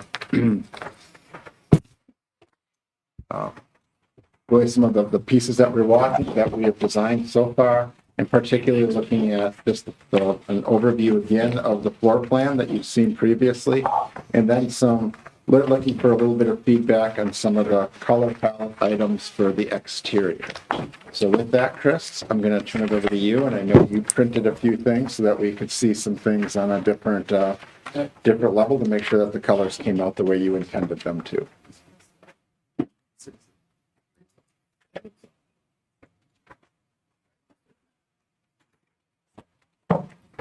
Press the one and then the other one lights up. That's your laser point. So, sorry. It's the high-tech laser. Oh, you're good. And thanks everyone for having us tonight. Okay, it's working brilliant. All right, Well, I'll try to talk to you. So thank you for having us tonight. Congratulations on this. I actually just want to jump on it first, and I want to start with this here. So when we started the process prior to referendum, working with the Vision team, we had a lot of conversations, and part of those conversations was really understanding how they teach, but also to understand what are the important things that are going to the team. And we use that to develop a set of guiding principles to help us as we go through this. So the first 3 slides here are really statements that align with what the staff and this team were talking about when we were exploring school and exploring this. So the first one, future focus. It was really interesting. You know, a lot of the staff were really like, hey, we're sitting down, we're talking about designing school. It's going to be around for the next 50 years. And we want to make sure that the decisions that we make when we're designing school are kind of research and database decisions, that we're looking at creating environmental qualities within the school to have an impact on it. And at the same time, there's this whole idea of heritage being the first building in the district, and wanting to make sure that we don't forget that spirit and culture. So while there's a sentiment towards the old and heritage, there was a kind of a laser focus toward this is a future focus. We need to look towards the future for what we're doing. Welcoming and safe. You know, they talked about being able to accommodate a wide range of diverse learners. When anyone and everyone that comes in this building needs to have a sense of welcoming and belonging. And there's a lot of different people that are going to be in this building. So when we go through and begin designing spaces, we need to make sure that we have a multitude of ways in which students can address those that are excelling, those that need a little extra help, and so forth. Another thing which came up was really just the feel of the space, what they're looking for. It's elementary school for kids. And prior to any of our meetings, we toured 3 facilities in the area, 3 buildings that we did. And some of the comments that came back, we were discussing some of the larger breakout collaboration areas where classes and students can get together. And they said while they look beautiful, the scale of them seemed much larger than what they felt was appropriate, what they wanted to get. They were looking for something more intimate and warm and cozy for the students in the heritage, akin to what some of the village qualities have in the communities. So that sort of honed into the welcoming state. Immersive and inspiring. You know, they want this place not only just, you know, kids go to school here, but also create avenues for kids to explore, to have curiosity and inquiry. When we did the intermediate school, we had learning features throughout about sustainability. We had ideas that the building is talking about something larger, being in the building, having to do with agriculture and the roots.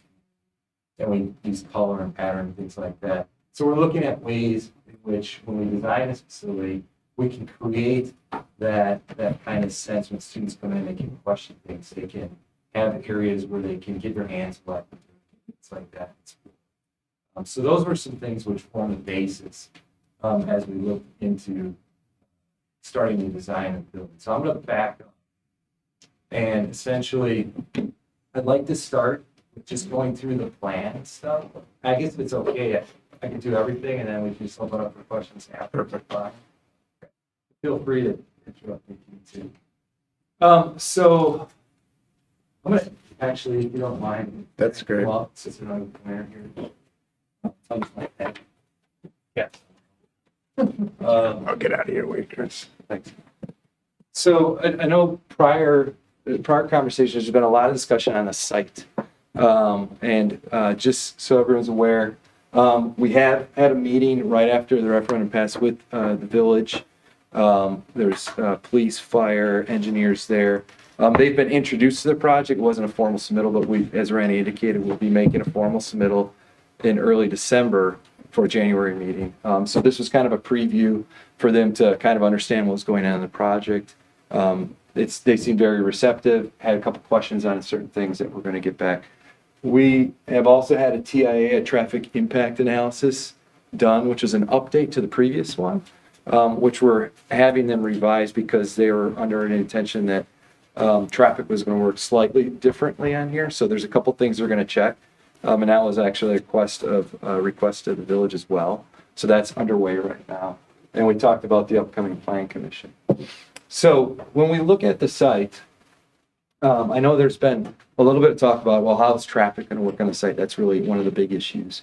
One of the things that doesn't necessarily have to do with this, it has to do with the intermediate school, is the TIA did make one suggestion that if we can't accommodate the amount of pickup traffic on the site, there is a potential option to bring cars down, cone off this area and loop back. And by increasing the queue length from there to there, I can't remember the number of vehicles on there, but it was in the 30 or 40 range of number of vehicles that you could accommodate onto the site.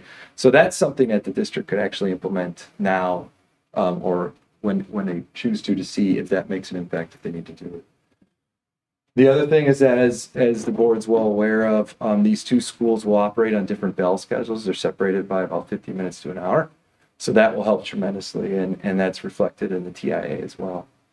The plan is for when, I'll go through to the different vehicle streams on here so everyone kind of understands what things are. The plan is that for the elementary school, traffic will still enter at the main entrance where all traffic enters on the site, which is familiar for parents. They can come down a queue. If this is just parents visiting the school, they can go into a visitor parking lot. And this is the front entrance to the building. If they're here to pick up students at the end of the day, we have an access road which comes down that's existing, and then they can come in and queue up and go out the north there. So we've created additional length on the site to accommodate the vehicle queue. And if there's a dire straits where we have just a tremendous amount, you could utilize the bus loop down here because there won't be buses there at that time when the school's picking up for the elementary school. Another thing which was talked about on the school tours, and that it was the team really wanted to do, was to make sure that students that are riding by car and students that are riding by bus have a similar experience when they enter the school. We don't want to have these people enter the front door and these people enter the back entrance gate around the corner, something like that. So when we've got two entrances here and here, and they both converge, and you see that on the floor plan, into a communal sort of welcoming pre-function space, if you call it that, inside the building. The facilities and receiving area is back here intentionally contained because it's not an area where we're going to have any students on the site. And then south of the building, sort of on both sides here, this is where we have outdoor spaces for students. So the playgrounds will be down there and the equipment. We're grading an area down here flat for approximately, we've got an outline of a field roughly the same dimension of the lacrosse field that we're trying to accommodate down there, so we can get a large flat grass area down there, or slightly sloping. And then one last thing is this school will have the early childhood in it, and I can show you that when we get the floor plans. But we are doing just a little kind of drop-off condition here for parents that are dropping students off, because the early childhood will be down in this part of the building here. So that allows them access to those parts of the building instead of having to check in at the front and go all the way down through the building, which is kind of a long walk for those students. Could you advance one slide? Thanks. Okay, so this plan was north-south. It just rotated 45 degrees. So the main entrance to the building is right over here. Woodland is to the right out there. And the way I've been talking about this, we've been meeting with staff to go through stakeholder interviews. So every group of teachers and staff in the school, we sit down individually and meet with them to go through the spaces with them. This sort of section of the building is really where a lot of the things are occurred. And some of the things that came up in our discussions was that the existing heritage is such a long building, and kids have to go forever to get from one end of the school to the other. So we wanted to make sure that we could get things kind of condensed into an area so those distances were minimized. But also as they go to their encore classes and they go from one encore class to another, we wanted to try to consolidate those even in a central area. So you'll see that on the second floor. I'll get into the encore area in just a second. But the first floor, we have an entrance. This is your main office.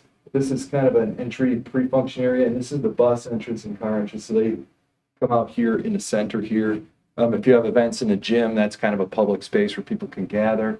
And then the large red rectangle up in the upper right corner there is LGA, a large group instruction space. So we do have one of those at the existing heritage. We're bringing that component over here as well. The orange that you're seeing here is special ed services. So we've centralized some of that, but also embedded it into each of the small learning communities that we have in the building. So some services are centralized, some are embedded in there. This back section here in gray, anything you see gray is typically service. So the service and receiving is back here. And then this section in here on the first floor will be the kitchen and food service there. At a previous board meeting, we talked about the idea of flex cafes. We are pursuing that.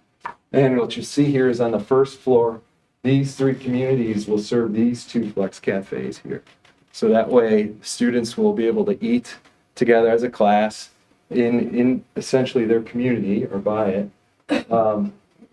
before coming from recess and going to their other classes. The benefit of that really is when those aren't used as dining facilities, those are an extension of the learning environments for each of these communities. So whether you're getting multiple classes together in there, whether that's a staff PD development day, whether we're formatting this to have some additional storage in it so you can use it for indoor recess. There's going to be water in there where you can do maker environment, all types of things. So we're trying to be very flexible with that space for the students. Like the intermediate school, each one of these communities will have their own set of bathrooms. They'll have their cubbies and lockers there. There's a staff work area, and then special ed embedded in each one of those small group instruction spaces, collaborative areas, alcoves, and so forth. Kindergarten right here. And then, as I mentioned earlier, early childhood down at this end of the building with an access that goes out to that pickup and drop off area. If you could go to the next one. On the second floor, the small learning communities for third and fourth grade, first and second would be on the first floor. They stack directly above. Food service and mechanical in sort of the center. And then that sort of red-orange color going around, those are all the encore classes. So we have music, art, STEAM, LMTC, world language, and then student services with counseling also up there. And again, the centralized special ed component in the same place, close to the stair at the center of the building. This little white box you're seeing here, we're creating a courtyard in this building. This stemmed out of a lot of conversation of being able to foster that curiosity, creativity, and exploration. So we're actually looking at designs for this to create outdoor classrooms within that space, places where students can go, teachers can go, get their hands wet. We're still going through the design of that, but there's some really great ideas, and we've gotten a lot of good feedback from the team so far. So that's probably all the upfront pointing that I'll need to do. Here's a. Thanks.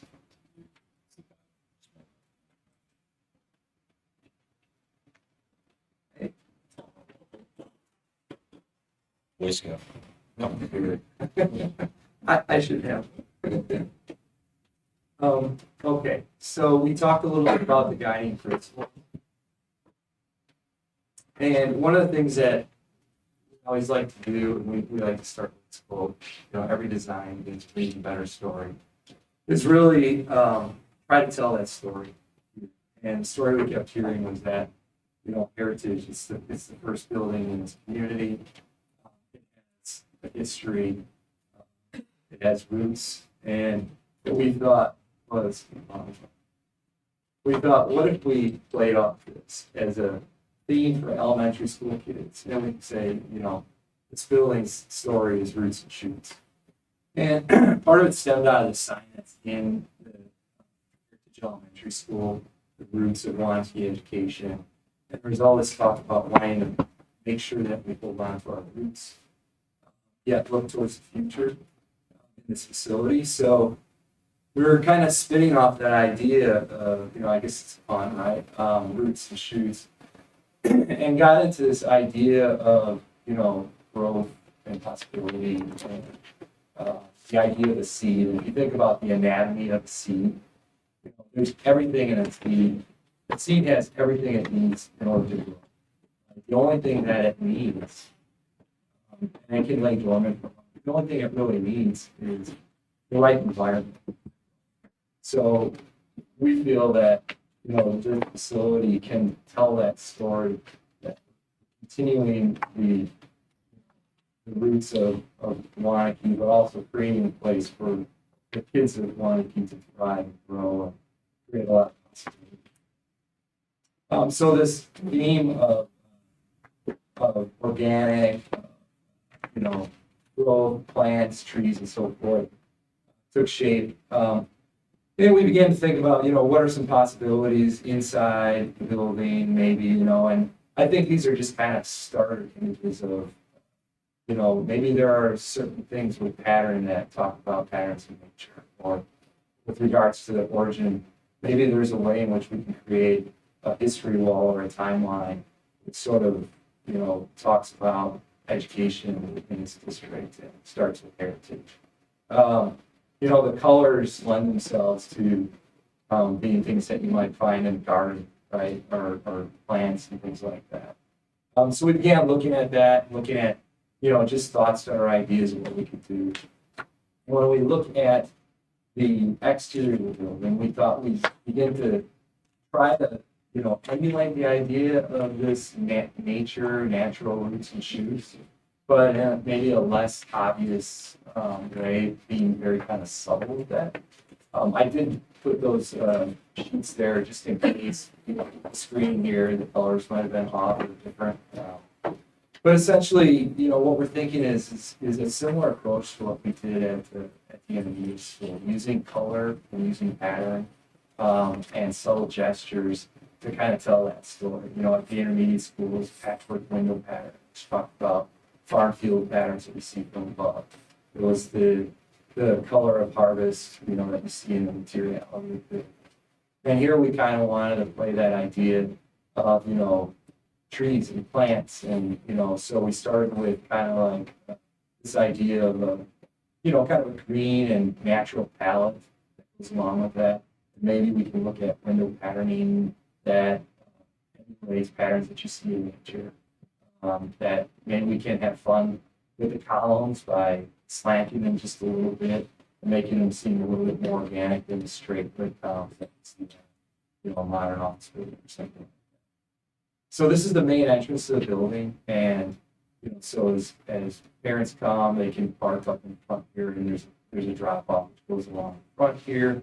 The entrance to the building will be right here, and then we have you're seeing like lighter colored masonry. This element right here, this is the library, the LTC, and that's sort of surrounded with wood look material. It's actually metal, but it's got wood print on it. We use it on a number of our projects. It's real sturdy and hardy material. It's got a lot of thickness to it. But bringing in that sort of idea of wood and the natural colors and some of the whimsy of nature to try to reinforce that idea, but not be too literal about it. As we look at the north elevation, so if you're driving along, this is kind of the north elevation of the building that you see. And again, you're going to see some of the wood and, you know, kind of a playfulness to it. You know, this is a school for elementary students. And why not, you know, maybe, again, maybe when someone sees this, or maybe when a student comes to school, like, you know what, I saw a pattern, a bark pattern on a tree that was really similar to that, or, you know, that reminds me of dappled sunlight through the canopy of the tree, or something like that. That we begin to add that, you know, just really, really light thing and cause a kid to be like, oh yeah, my school's all about roots and shoots, stuff like that. So we thought it was a good playful attempt, but still yet elegant and simple and not over the top. I like this view here because, you know, that future focused school, you know, I know the site, you know, and as you look west, it's kind of a lovely horizon going out to the west. There's a couple of wind turbines sitting out there. And I always associate with kind of, every time I look west, like, I always think I'm moving to the future for some reason. I don't know. But, you know, you see this, and then but you also see kind of like the history of what's happened recently in this district, and this is sort of the next chapter in the story going forward. And I think the palette on these buildings to not only allow the buildings to stand out, you know, and have their own identity, but there's something about the palette which allows them to kind of work well together on the site, you know, and bring some of those colors together. But if you don't like color, you did have an option here, which looks a little bit different. Still trying to keep it in kind of that natural look, but put some of the green out and replace it with brown, or took some of the red out, which maybe ties into the intermediate school. I personally, if I could submit an opinion, I do like the one because I feel like it allows it to work with the intermediate school, but not be the same. And a lot of someone, I think. So that's all we have to for the design. I think one of the things you're looking for is some of the opinion on, particularly some of the exterior aspects, because this is what you need to get some direction on with regards to going to the plan. But I guess we'd open it up to the board for kind of your feelings on some of the things that Chris had shared, and particularly we're interested on maybe on some of the design aspects that he's presented, looking at those exteriors, because I think that's really what the focus of the plan. The plan commission will have to submit the building elevations for it. So if there's things that you're not comfortable with, like, you know. Is the water retention on the backside, or? So water retention, we're going to use some of the existing site and then create a little bit new. So there, I think it is there's one slated inside the bus loop. We need to use some test pits on site to see the temperature. I like the red, I like the color. Yeah, stands out, doesn't it? Stands out. Yeah. Mhm. I like the color also. You like that one, yeah, that's what you're saying. I like that one. The, Coordinates well with intermediate. yeah, the red and the green. I'm not sure that these kids don't feel like they're in the woods. You can pay. What's wrong with that? Playful environment. Blaze orange. They have to learn. I appreciate your team making the help for it, both the historical and the natural part. And I think those show through some of the things you've been showing us to ties it in very nicely. Yeah, and at the, you know, upcoming design updates, we'll continue to get more and more depth with the building, so you can see some of the interior, you know, development report charts, some of the interior features and things like that as we get further into the design. I guess I just want to ask, are there any concerns with kind of the outside design, colors, lines, etc.? This is what we now have to kind of jump into and Is this give them all, direction. is this all precast concrete that you're putting up, or what? No, it's not. I mean, there might be smaller elements of precast, but we've gotten away from using precast for one, too many times on it.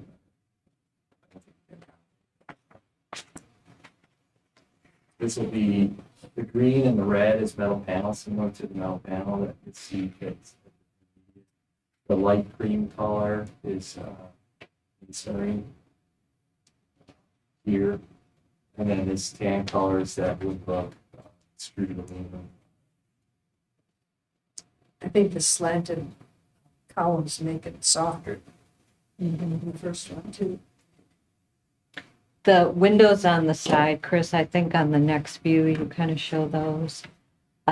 So behind those windows would be classrooms. Behind these windows here is the Yeah. library. Okay, and down Behind these there? windows here, these are a fire and a gym. Oh, So this large box over here is the gym. Which I like. One of the things first of all, I love the intermediate school, but I felt the gym lacked outside lighting. And that's a really nice thing about it. We're finding that most of the PE instructors that we talk to nowadays, school, they tend to want daylight. yeah. What's that red structure again? It's just articulation. So I've got this splash of red down here, and then I put a little bit of splash down here as well. And when you see the composition as a whole, it kind of begins to tie.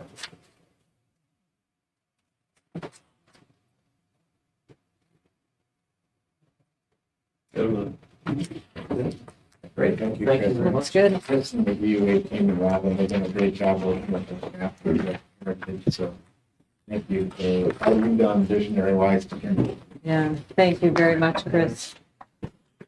Relay that to the team. Thank you.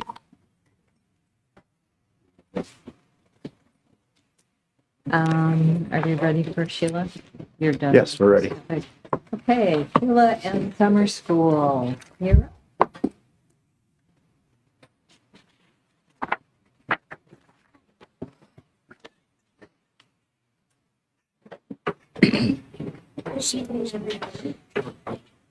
Here to do two things. One is to review this past summer and then forecast a little bit for coming into 2023. So I have the review in your packets, in your board book. We always include 10 years worth of data so you can take a look and just see how we're trending.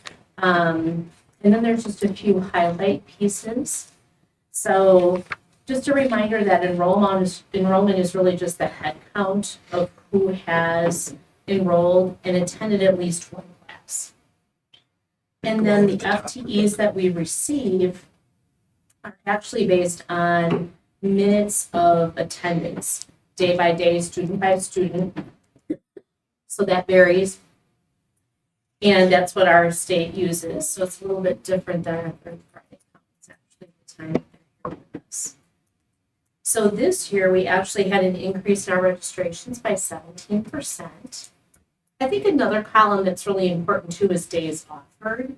Because at max for 24 days from Monday through Thursday, we do have some programs that lie outside of that window that are special. They're very few, and it's things like swimming lessons, weightlifting, some extended school to work. So there's very few, we do capture those. But the bulk of our program at most is 24 days, and the least is 22, and it's all dependent on when July 4th falls into the calendar for summer school. So we were on our low end for days, but we did have a nice FTE count. Another highlight that we had is the pay raises, which went into effect, and it really did help us with hiring. By coming to you earlier to do classes, we'll get the other key piece to help us with hiring teachers, which is getting out into the market a little bit earlier. So that's what we're excited about that way. We were able to add Spanish translation into our entire registration process. Into the program itself, so that was really a helpful piece that we accomplished this past year. For K students, some of their pieces like their swimming lessons we were able to include. Other pieces, summer busing, we always take a look at how to get information out there early so parents can register for that or opt out in this case. And we communicate quite a bit, and it's always a busy time for parents. It's never quite perfect spot, but we try. One of the things over the years, when COVID hit, one of the programs for summer school, summer science, really got hit because it involved so many field trips, the camping, so many group things, dependent on different companies and venues allowing us to do those field trips. And it has faded out. And it used to be, it would account for about 10.59 FTE, so we recovered from that. And we have increased some summer offerings, but that program isn't coming back at this time, and it's really due to kind of the co-chair leadership that would need to take place for that, and they're kind of letting that sunset, and then teaching team that had done that. So it takes some of that continuity and leadership to make that happen, and then all of the venues to say that they're willing to have the students come.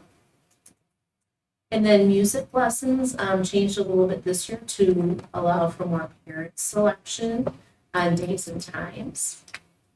And then looking ahead, we're working on ways to find out just how we can continue with our high school credit recovery process and really bolster that. How can we shorten maybe the timeframes for students so that they can get those credits in? What are the best ways? Because there's some of our customers that we really need to meet their needs in a very critical way. So we always take a look at that. And we have done some things with more communication coming earlier for the students, even at semester time, so they can foreshadow that. So we hope that we're getting better and better and getting those kids and getting what they need. Another change that we're going to make is our attendance was really low. We do an attendance report. Denise Melhoff is really quite an asset to summer school, and she runs a lot of different data and takes a look at things for us. And we learned that with our music lessons, it's an area where people sign up but don't always stick with that type of a program over the summer. So I've met with our music co-chairs for our department, and we're really trying to put some things together that are what I call win-win-wins. So great for students, great for staff, so we can retain them. And then great for our district with really being efficient for our summer school. So what we're going to take a look at is trying to shorten down instead of going all 6 weeks. Since our camps and our 1 week experiences have been so successful, could we add some of those shorter timeframes in? Would that meet the needs better? So we're really working through all of that and trying to see if we can hit that magic spot. It's also an area where hiring becomes tricky because they need to be certified in that area. So we want to make sure that our staff, once we get them, are really maximized working with the kiddos and that they're there in attendance. We're increasing our strength and conditioning. We're also doing some course changes. We're really dropping our computer camp and techno fund and upgrading that to coding. So we're excited about that. So those first two technological pieces were really for grades 1-4. So is coding, but it's a different piece to that. So we're anxious to see how that works out this year. And then getting into the second part, I'll get into our classes in a minute, but we're hoping that we can hire about a month and a half earlier than we have in the past so that we can really staff. We're a very, very large program in our area. So we require a lot of staff. And so I think that the two pieces, both the raise from last year and then our timing will help us out. So before we go on to courses, does anybody have questions for me about the recap of this past summer? Sheila, I'm sorry. No, go ahead. You got ahead of me. I think it's amazing that we're up 17% with our student involvement in summer school program, because that's a great way when we talk about ensuring that students feel like they belong. It's really good for transitions into new schools. So I'm so thankful that we have such a robust summer school program. And I know you touched on the summer science, and I know how that was just such a strong program for students to make that transition from the intermediate school to the middle school. And I certainly understand the challenge in replacing that. I'm wondering if there is an opportunity to perhaps replace that. It's just so much value in that, to replace that with a leadership course or I know there's so many ideas, but I just think that that's a big. So we did put in a couple of years ago an engineering course, and it has 3 mini courses in it. Okay.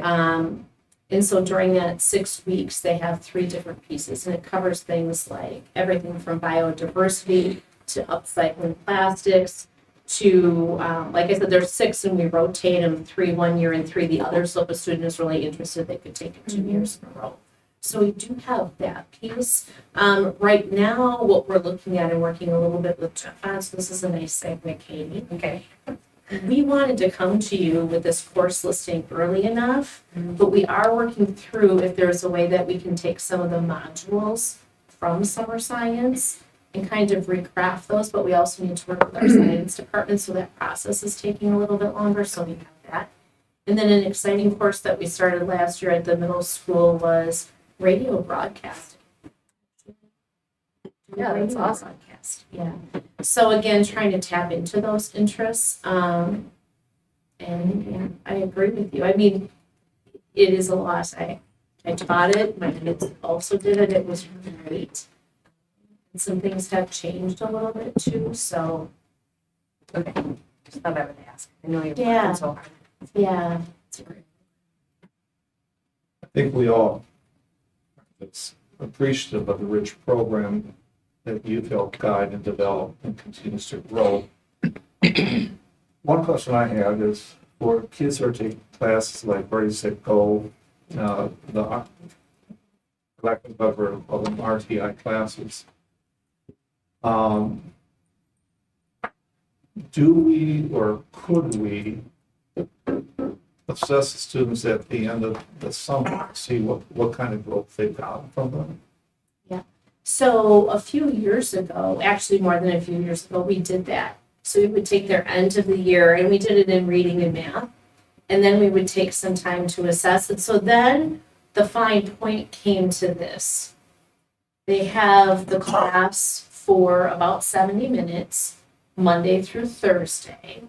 And if we take time to do that individual assessment to be the same assessment that we do during the school year, it was a weighing out of instructional time. So certainly we could do that. We do a checklist about what students have participated in and what they have done, so the different standards. But we haven't done the individual one because of the teacher time away from instruction to do that then. So that was where we were. How do you do that? Because you end up out of a 6-week program, if you did it at the beginning of the year, that kind of takes up a few of those days. You do it at the end of the year, it takes up a few of those. So then you don't leave too much in the middle. So what we're hoping for and what we bank on is our students that are in our intervention programs do get a reading level that's done with them individually with their student, with their teacher in the fall. And so we have an end of the year and we have a beginning of the year. And we haven't specifically measured that summer interim. Well, if you think, like, if you have comments about, that's where we kind of struggled, the instructional time. Yeah, in and I get the summer. testing thing, but, the time thing with taking the time to do the testing, and yet these are two, whether it's reading or math, I think they're critical classes to try to boost kids so that they're better going into the fall than they were when they left in the spring. But essentially, we don't know if it's effective. If you look at what we do have for data, whether it's STAR data, whether it's BAS, whether it's some of those standardized pieces we do, you have their end of the year and you have their beginning of the year. Right. And then that's a question, so was your May and your September good enough to measure that and see if they did summer school and pull some of that data? Or should you say, okay, we've got the May, let's do a June, let's do an end of July, knowing we have September. So it's just that piece on instruction. We don't have the standardized STAR next to us. But if you have the May and then you have the fall, do we track, okay, so Nancy in math went up, Sarah went down. Do we actually do that analysis for kids who are in the summer program, so we can see, how effective that summer program is. We had previously done that, and it probably goes back, gosh, 8, 9 years ago. And then we also found what we had to do was link in attendance. So when Nancy, I think that was, Right, right. came, and she also missed a week. So that requires a little bit more, I guess, true analysis to do that. But I think it's something, if you want us to bring it back for next year and kind of take a look, we can see what we can do. And then how complicated does it get with like attendance and vacation? But we can take a look and see what we can. When people sign up for summer school, are the majority of them there all the time? So we ran a pretty comprehensive attendance report, and we do okay with attendance. What happens is we have a lot of drops. So parents says, you know what, it's April, we're gonna sign up. We sign up for summer school, and then something else comes along, which it's summer and they can do that. And they may not come back and drop with us. And so that spot closed up because they didn't tell us they were coming and we didn't put another kid into it. And so that's where sometimes we don't have full attendance because we have more drops. For those that attend here, it varies. Our biggest attendance is our youngest, and it kind of, as you can imagine, like as they get older and kids have other opportunities and things, maybe for a week of specialized camp or going off someplace, their attendance drops off a little bit. I can do some general things though and bring attendance back to you next year with even at a level piece and try and separate some of our remedial programs from enrichment if you like. And we do have a class by class right now. It would be, I agree with Mark, if these are remedial classes, are they moving forward? Is it effective? Okay. I think too, sometimes what you want to make sure of is it might be pretty interesting to find out also, did they just not slide back? So then you also take a look at the kids who were recommended, because we keep track of that, parents say no thank you, and do a comparison of the no thank you kids to find out their end and their beginning.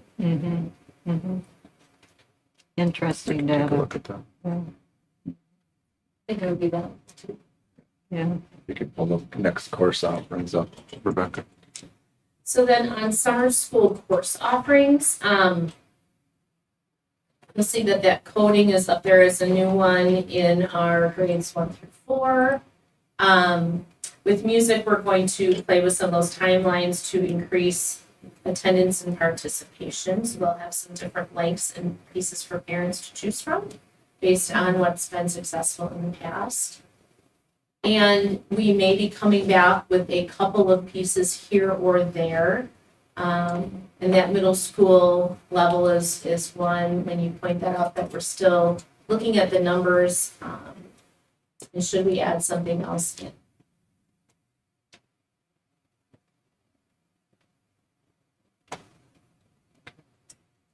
So you're looking So for, from the high school classes, back in the dinosaur days, Back to what? the dinosaur ages, when I was teaching, we did have remedial classes where kids could just work on specific units that they maybe failed and get credit for it. Is that still happening in those? That is still the case. So that's still, yep. So Okay. they have individualized plans based on what they need to do.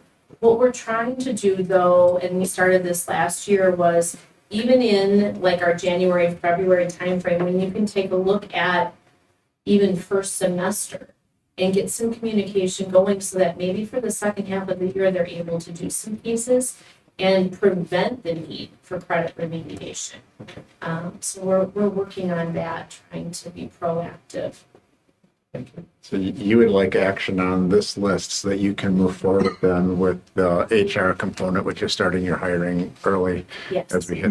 Make the motion to approve the course listing. Second. Any other discussion?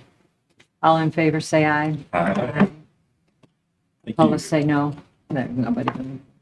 Thank you very much, Sheila. Wonderful job. Another addition for special education at Heritage. Yep, in your packet, you'll see a memo from Tiffany, and as she's walking forward, I know she went through and kind of looked at and identified what the need was that was articulated here and worked with Steve on the financings of it. So open it up to you, Tiffany, to kind of give the high level of it and open it up for any questions. Yeah, we continue to grow. Obviously, earlier in the year, we added a position through transfer of service. And we also transferred, I mentioned in the memo too, that we transferred a special ed teacher from Prairie over to Heritage, just because of new students coming in. And then we kind of got a burst of referrals and some new last minute students that registered. We currently have 11 open referrals at Heritage, 6 of which have already qualified. So if we get more than that, that's like almost a whole caseload of students. So, but working with Steve, we thought we still could capture some use transfer of service funds for this position as well because of the new students coming in. So, Is this ongoing transfer of service or is it?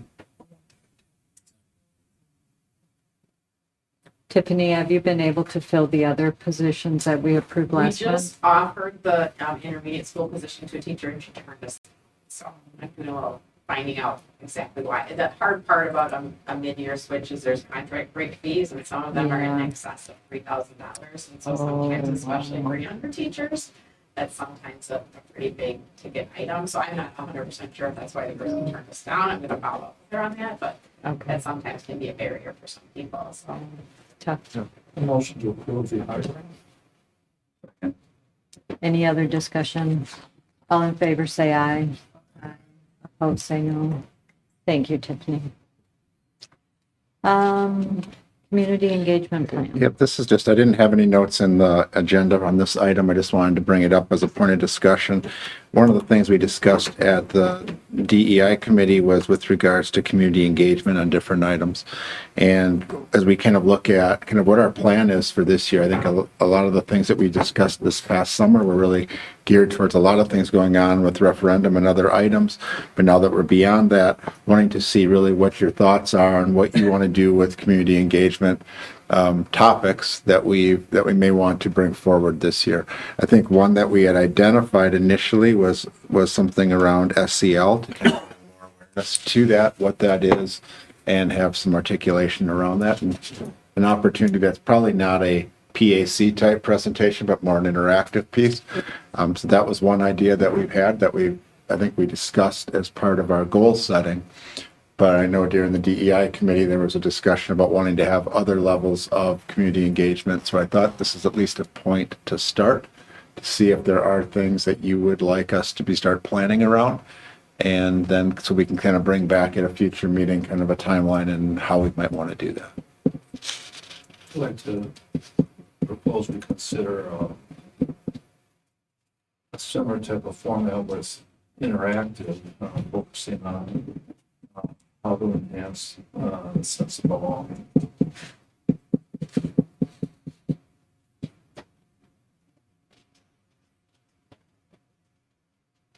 Can you help me out? What you're thinking there? Well, I saw the info from Michelle, the data, and I think when you have 70% of the females feeling uncomfortable, we have saw the mental health issues and the number of kids using whether it's vaping or drinking, it's a coping thing. And I thought it might be helpful to get some feedback from the community, from the different families, what they think we could possibly enhance, maybe that we're not doing, that would help enhance it.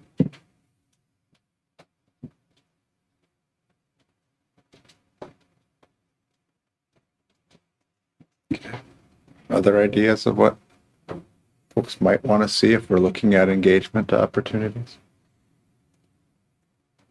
Are we still committed to looking at wanting to do the SCL piece? That was what we had talked about during our goal setting. I think that's That was one of our goals. We should have an engagement around it. Mm-hmm. To me, that would be probably the next one. I To would explain more of what you're actually, what it all entails. and- correct. Right. Right. That's what I think it's meant to be. That's what it needs to be more than just a presentation. I think that our vision was to Getting have it. as- feedback, what people want or don't.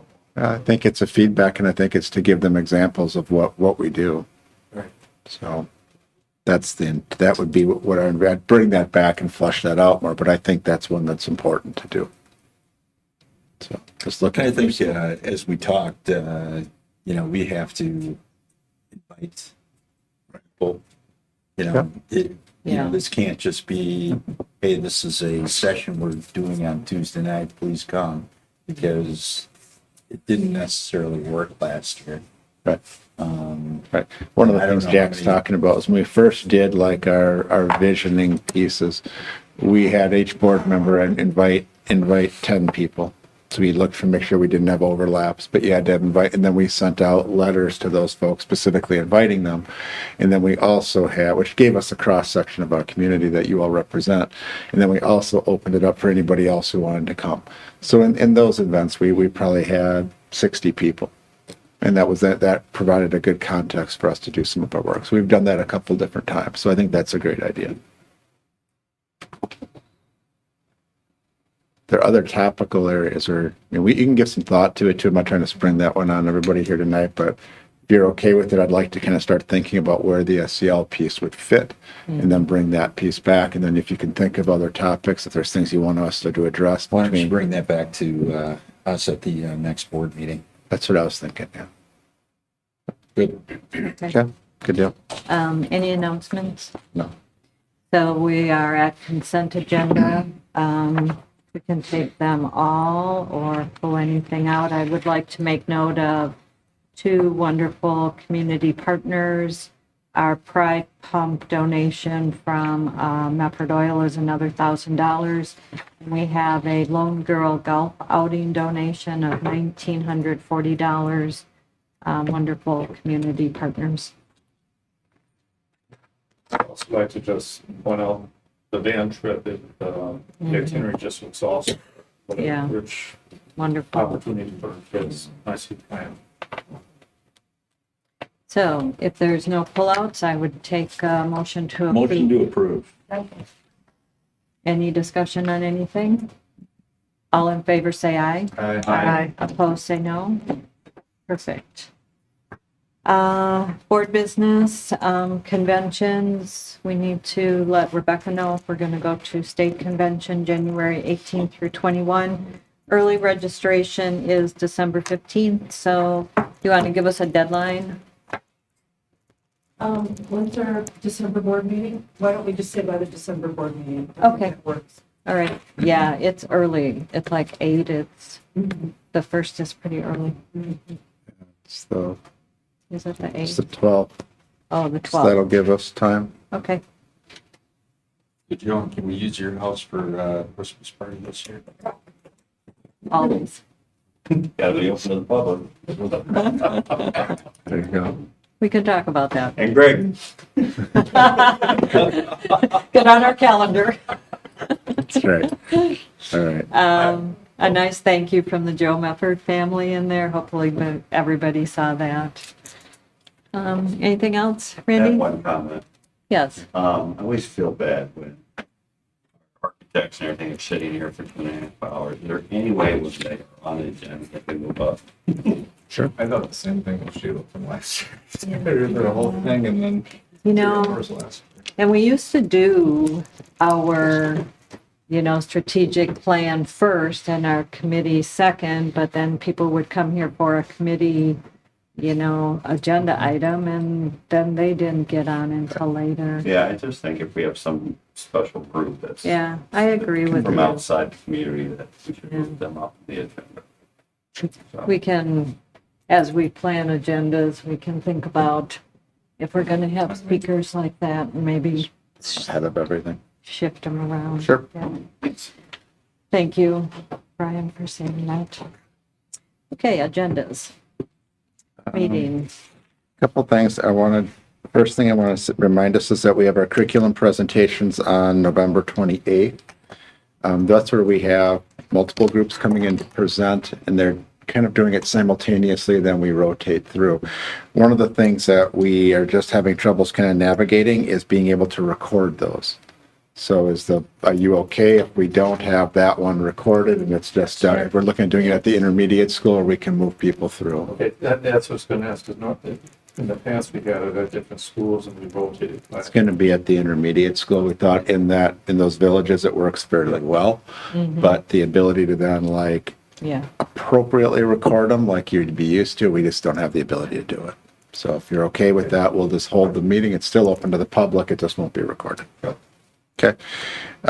Next items that we have, we've already set a few meetings. The DEI committee is meeting on December 5th at 5:30. Policy committee is meeting between a couple days here, November 17th at 7:30 a.m. There's a few meetings that I know you'd like to get scheduled, particularly, I think you're looking at, Steve, the Budget and Facilities Committee. And if I recall from my notes, which I placed in front of me, oops, you're there. You're looking at the week of December 5th. Is that correct? If possible. If possible. I think each committee would need around 90 minutes. Okay.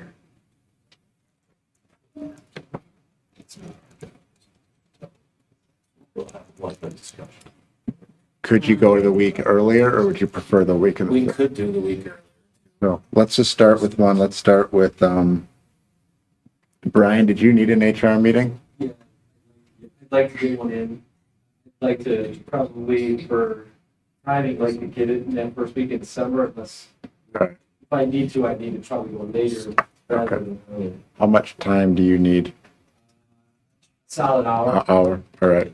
So if we could do maybe HR first and then budget or something of that nature, back to back?